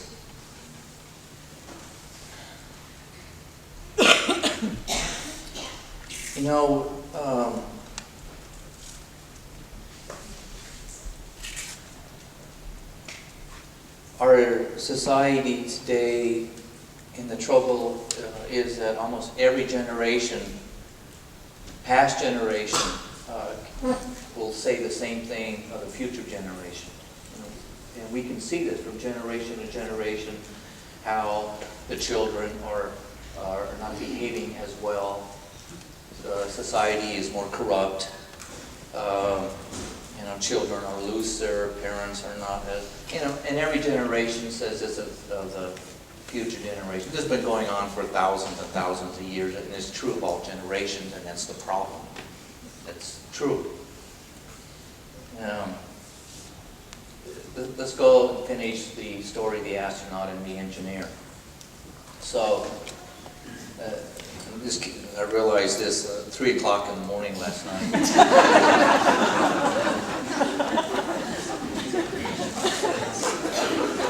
So, the astronaut is looking out the porthole windows and starts to encompass, because her scientific work is pretty well finished, and now she has the time to devote to letting all this light in. In essence, a truer perspective of her life, a truer perspective of the life that she's living, that the United States or Europe isn't the whole life, isn't the whole world, isn't the whole solar system. And now she has a perspective that shows her a much larger perspective, and is putting what she considered her perspective, the 3 or 4 millimeters of Earth that she was fighting over with her neighbor, that was so important to her when she was confronting her neighbor that made a fool of her about what she thought was her tree and her property. And now this larger perspective is putting her smaller perspective into a more proper perspective. So it's not eliminating the hurt and disappointment, but it's putting the hurt and disappointment into a more proper perspective, considering the distance that she is viewing the little tree that is way down there on the planet, on whether it's her property or her neighbor's property. Again, people, the references are still the same. It's just that there's more space now in between the references, putting a more proper perspective.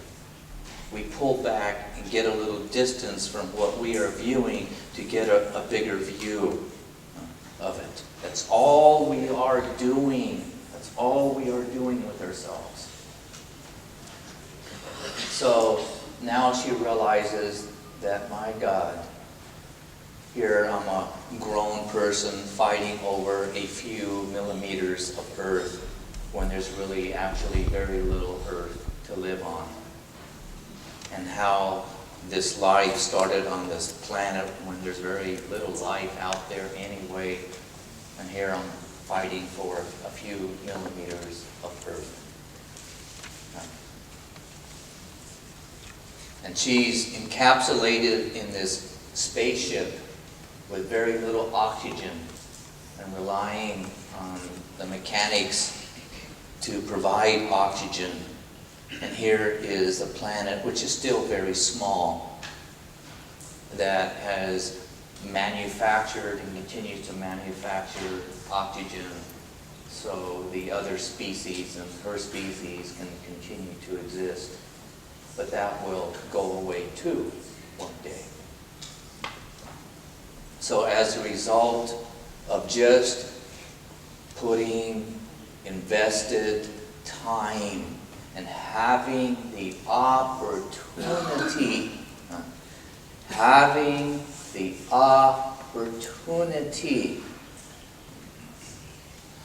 and you could say that she's very fortunate that the scientific experiments are out of the way so she could spend the time. Well, and she's looking around the capsule, and here are the other astronauts probably reading a book, reading a novel, a Zane Grey novel about cowboys and Indians, or some love story way up there in the capsule because all the work is finished.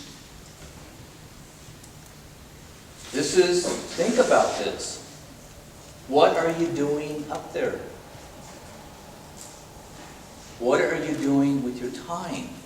How are you spending your precious time? And as she's looking out the porthole window and looking at the other astronauts, one probably playing a crossword puzzle, and the other one just reading a book. And here is this miracle out there. Some would say the eyes of God reflecting off the reflection of the oceans or the reflections off the atmosphere of the planets. Or maybe it's just a reflection, and that's all it is. And yet the miracle is still there. And yet it really shows how rare and precious life is and the time that we have.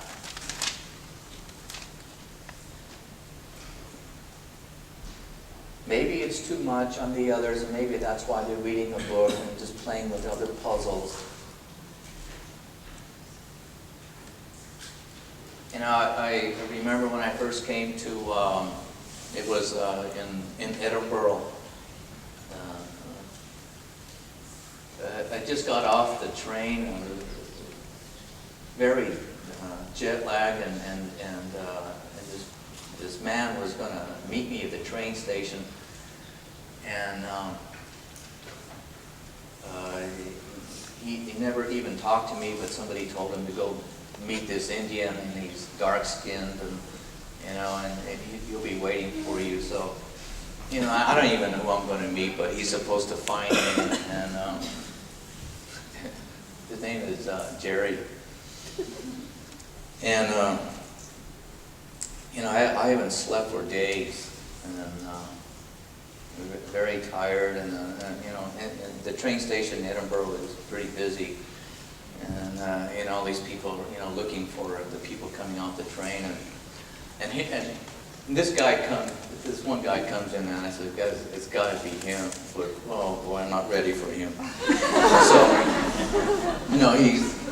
he's got a real big smile, and I'm not ready for that. And he comes right for me, and he says, "You must be the Indian." Yeah. I just love life. And so he sits down and he says, "Would you like a cup of coffee?" I'd just like to go home. And he said, "Well, let's just sit for a while, and then we'll take off." So he would tell me about the Americans, and I'm an American. And I think it was something of a joke. He was, telling me jokes, European jokes about Americans.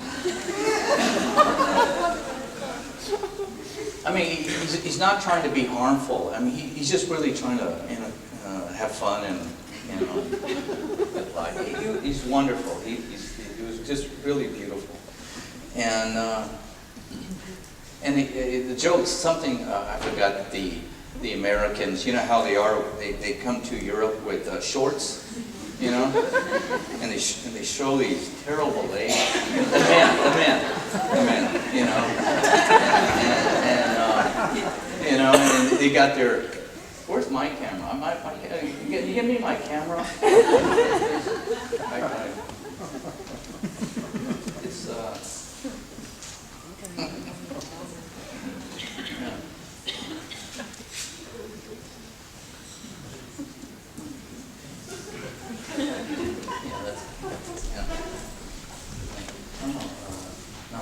It's, it's another camera.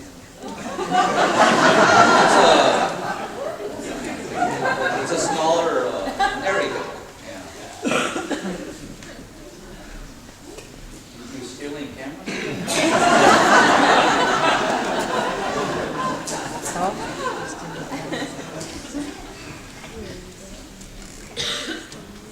And maybe it's because I had a camera. He was telling me these stories. So,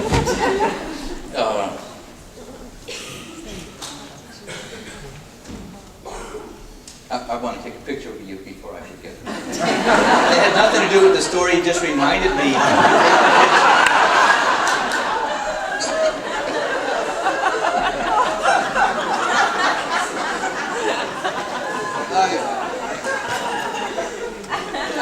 I would have forgotten. I gotta step.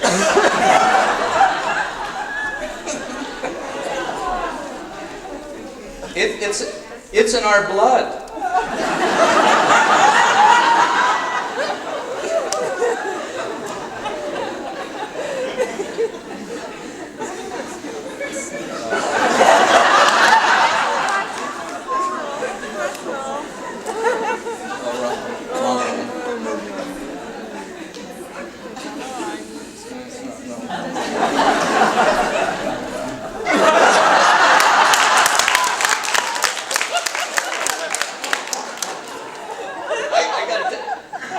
Don't move.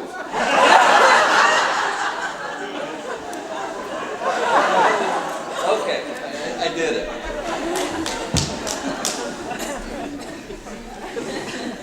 And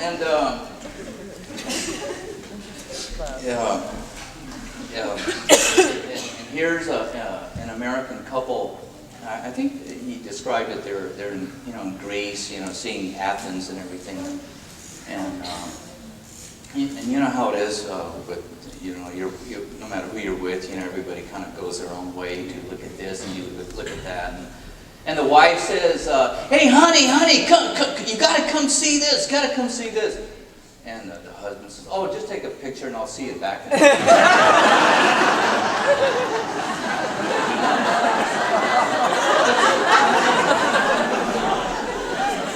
That's how we are. And I realized, but I didn't get it at the time. And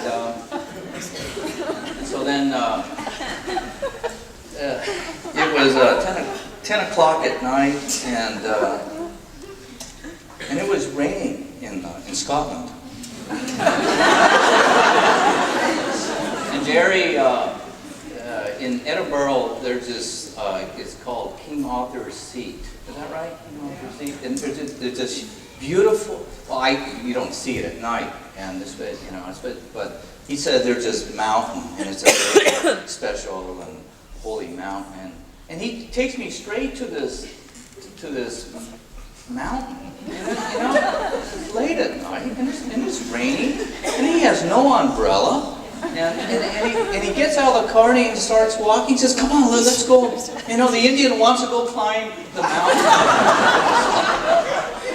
So I get out of the car. I'm really tired. And I said, and I don't, when you go from the train station directly to the mountain, you don't get to see much of the city. And I began to wonder, what are these Europeans really like? They're really outdoors people. They're more Indian than Indian. Indians don't go out in the rain, but Scots go out in the rain with no umbrella, and they're happy. And they don't even have a flashlight. There's no, and it's dark, and so we go crawling up. He wants me to take to the very, very top, and I'm already very wet, and he's very wet, and he's just talking away about how wonderful and how the Scots are, And the only thing I've seen of the Scots is what's on TV. But now I begin to see the Scots are very outdoors people. And I want to go back to America. That was my first experience of a Scot.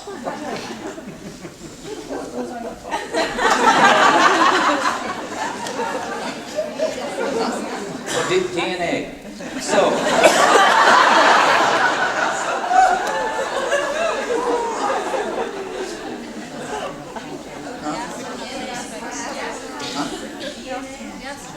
Oh, crime. Yeah. Did I finish the story? What? Yeah, but let me see. Oh yeah. So then the astronaut.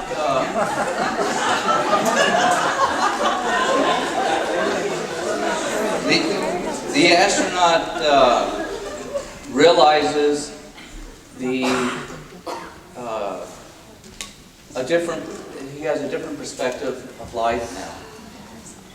And now the few millimeters of ground that she was fighting over with, it's not important to her like it was. Again, the importance is still in there, but it has, you could say, it has shrunk. It hasn't shrunk. That reference is still in there, but she has expanded. It's like the mind expanding. Her field, you could say, is expanded. She's further away from the earth. There's just more space. So she has this larger perspective. And that now takes precedence over the smaller perspective, which is still there. The hurt is still there. It just doesn't go away, people. It really doesn't.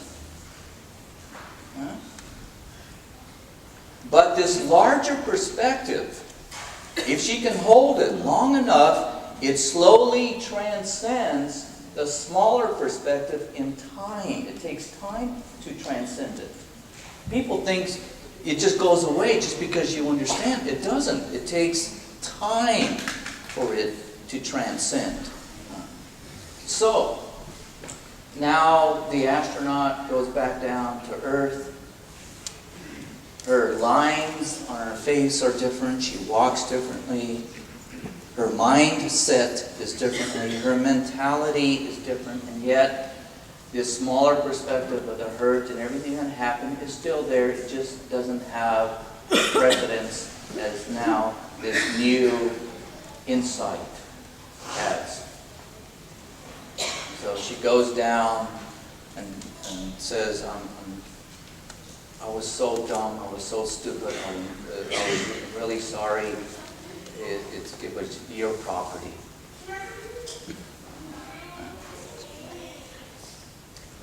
Now, it's not just my property and your property. It's all of our property, and it really doesn't belong to us. We just live on it. We're just kind of caretakers for a while, and that's it. So this larger perspective now is part of our life. And that in itself has a chain reaction with all previous experiences thereafter for the rest of her life. It wasn't a prayer. It wasn't, you could say somewhat like a formula, but you could say maybe a little luck, situation, or she just fell into it.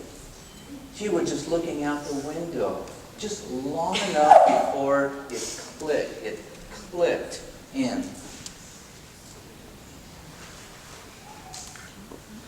But this particular story is a story that really affects all of us. Because people, we are all in our little space capsule. All of us are in our little space ship.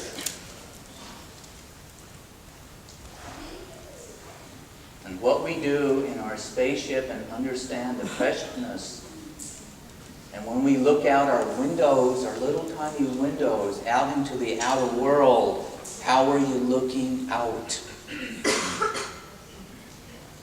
What are you doing with that time?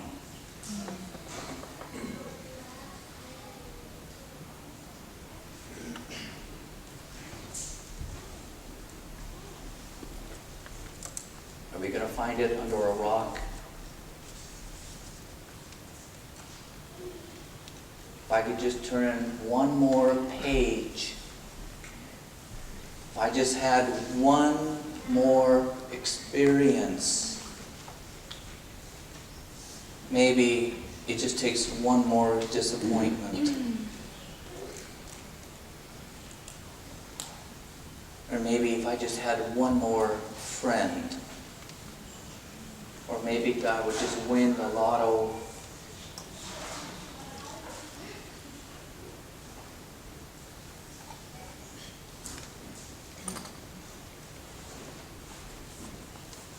But you see, you've already died a long, really long time ago.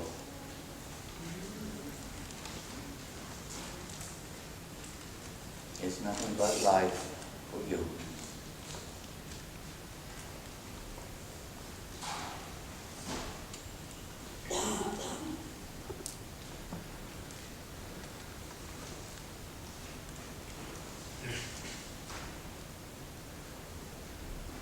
The magic, you could say, has already happened. It's already been done. You were already born.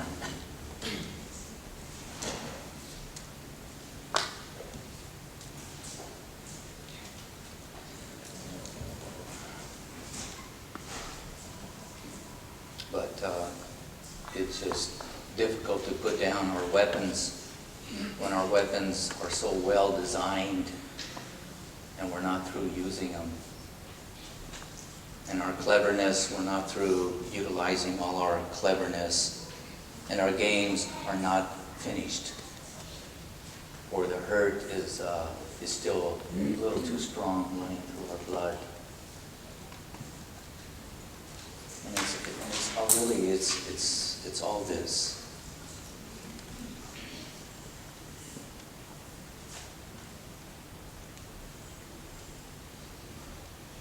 And the door between that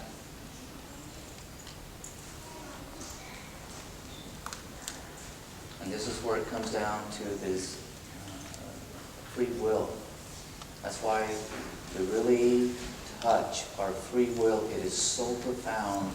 Your life will forever, ever change. You will never forget that moment when you activated your free will.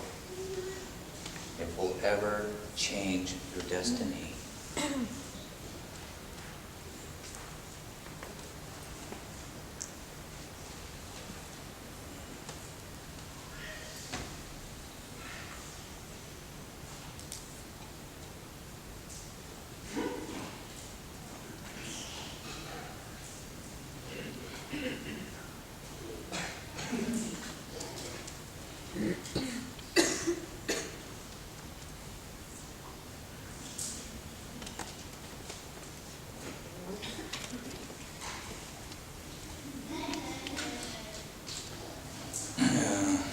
I'm trying to,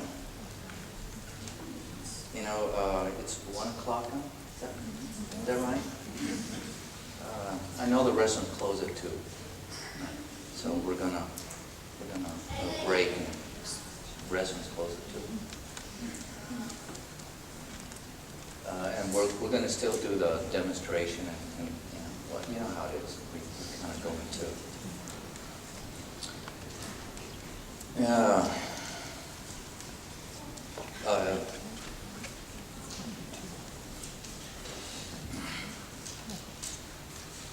Because of the conditioning, and because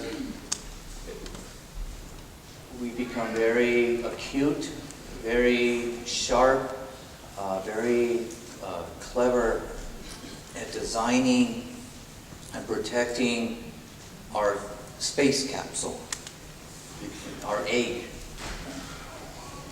And we become very comfortable with ourselves, whether our mind is ill or healthy, or whether we play games all day, or whether we're confused, or whether we're very clear.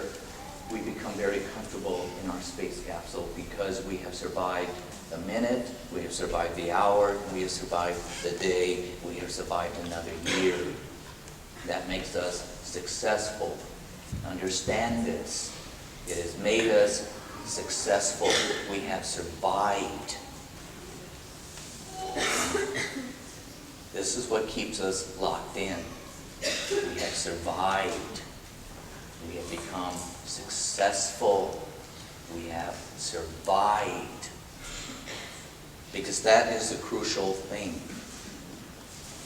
When it really comes down to it, it is not what your friend did to you, your mother did to you, or what your society did to you. It's really smoke.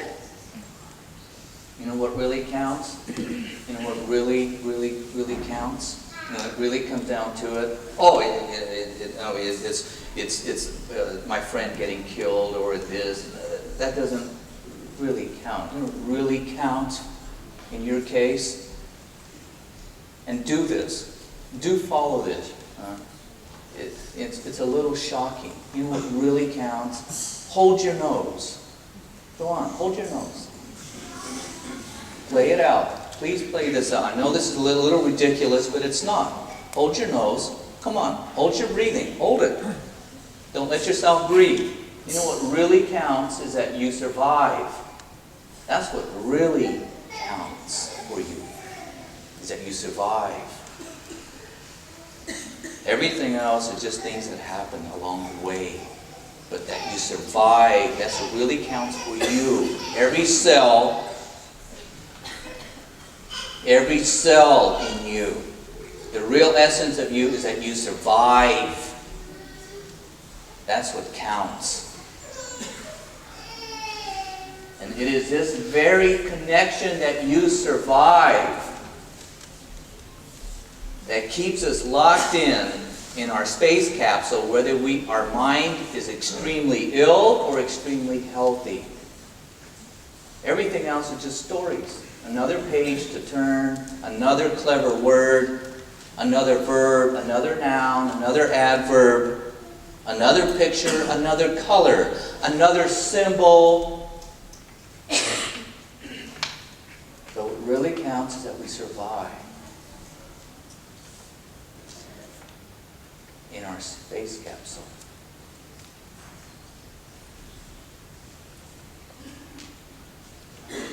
Fear which is going on with the change, is it coming from this?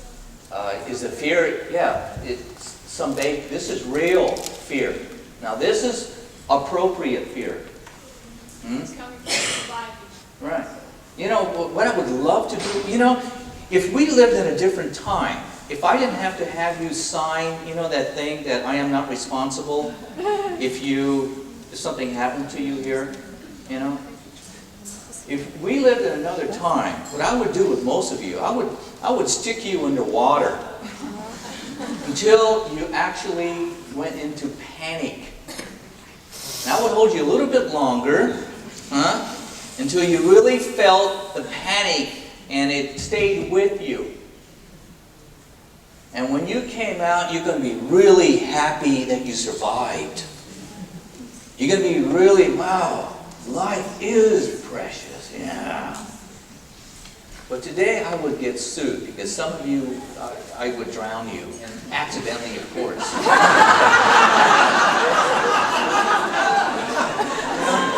Accidents happen. But most of you, I think, would survive.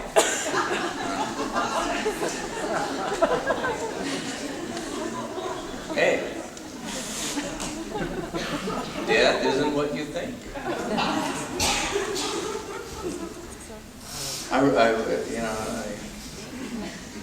Sometimes I like to get a little. I mean, I'm trying to be more wild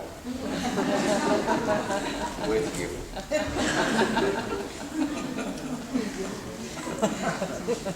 Let's see. Let's go for it. I'm a nice guy. Let's go for lunch. 3 o'clock. No, you know. Let's do this. I'm gonna give you the day off. Okay, but we're gonna do the demonstration. Don't forget, because I do have to go somewhere. Okay, I have to go somewhere. So, yes. Do a sweat in the afternoon. Yeah. Yes. Do a sweat this afternoon, but I do have to go somewhere. What demonstration? What is it? It's a demonstration concerning the past, the present, and the future, the lives. I mean, most of you have already seen it, you know, but we'll do it again. It's a lot of fun. Yeah, we'll do it on the stage. Sweat's at 4 o'clock. Sweats at 4 o'clock, and have a nice afternoon.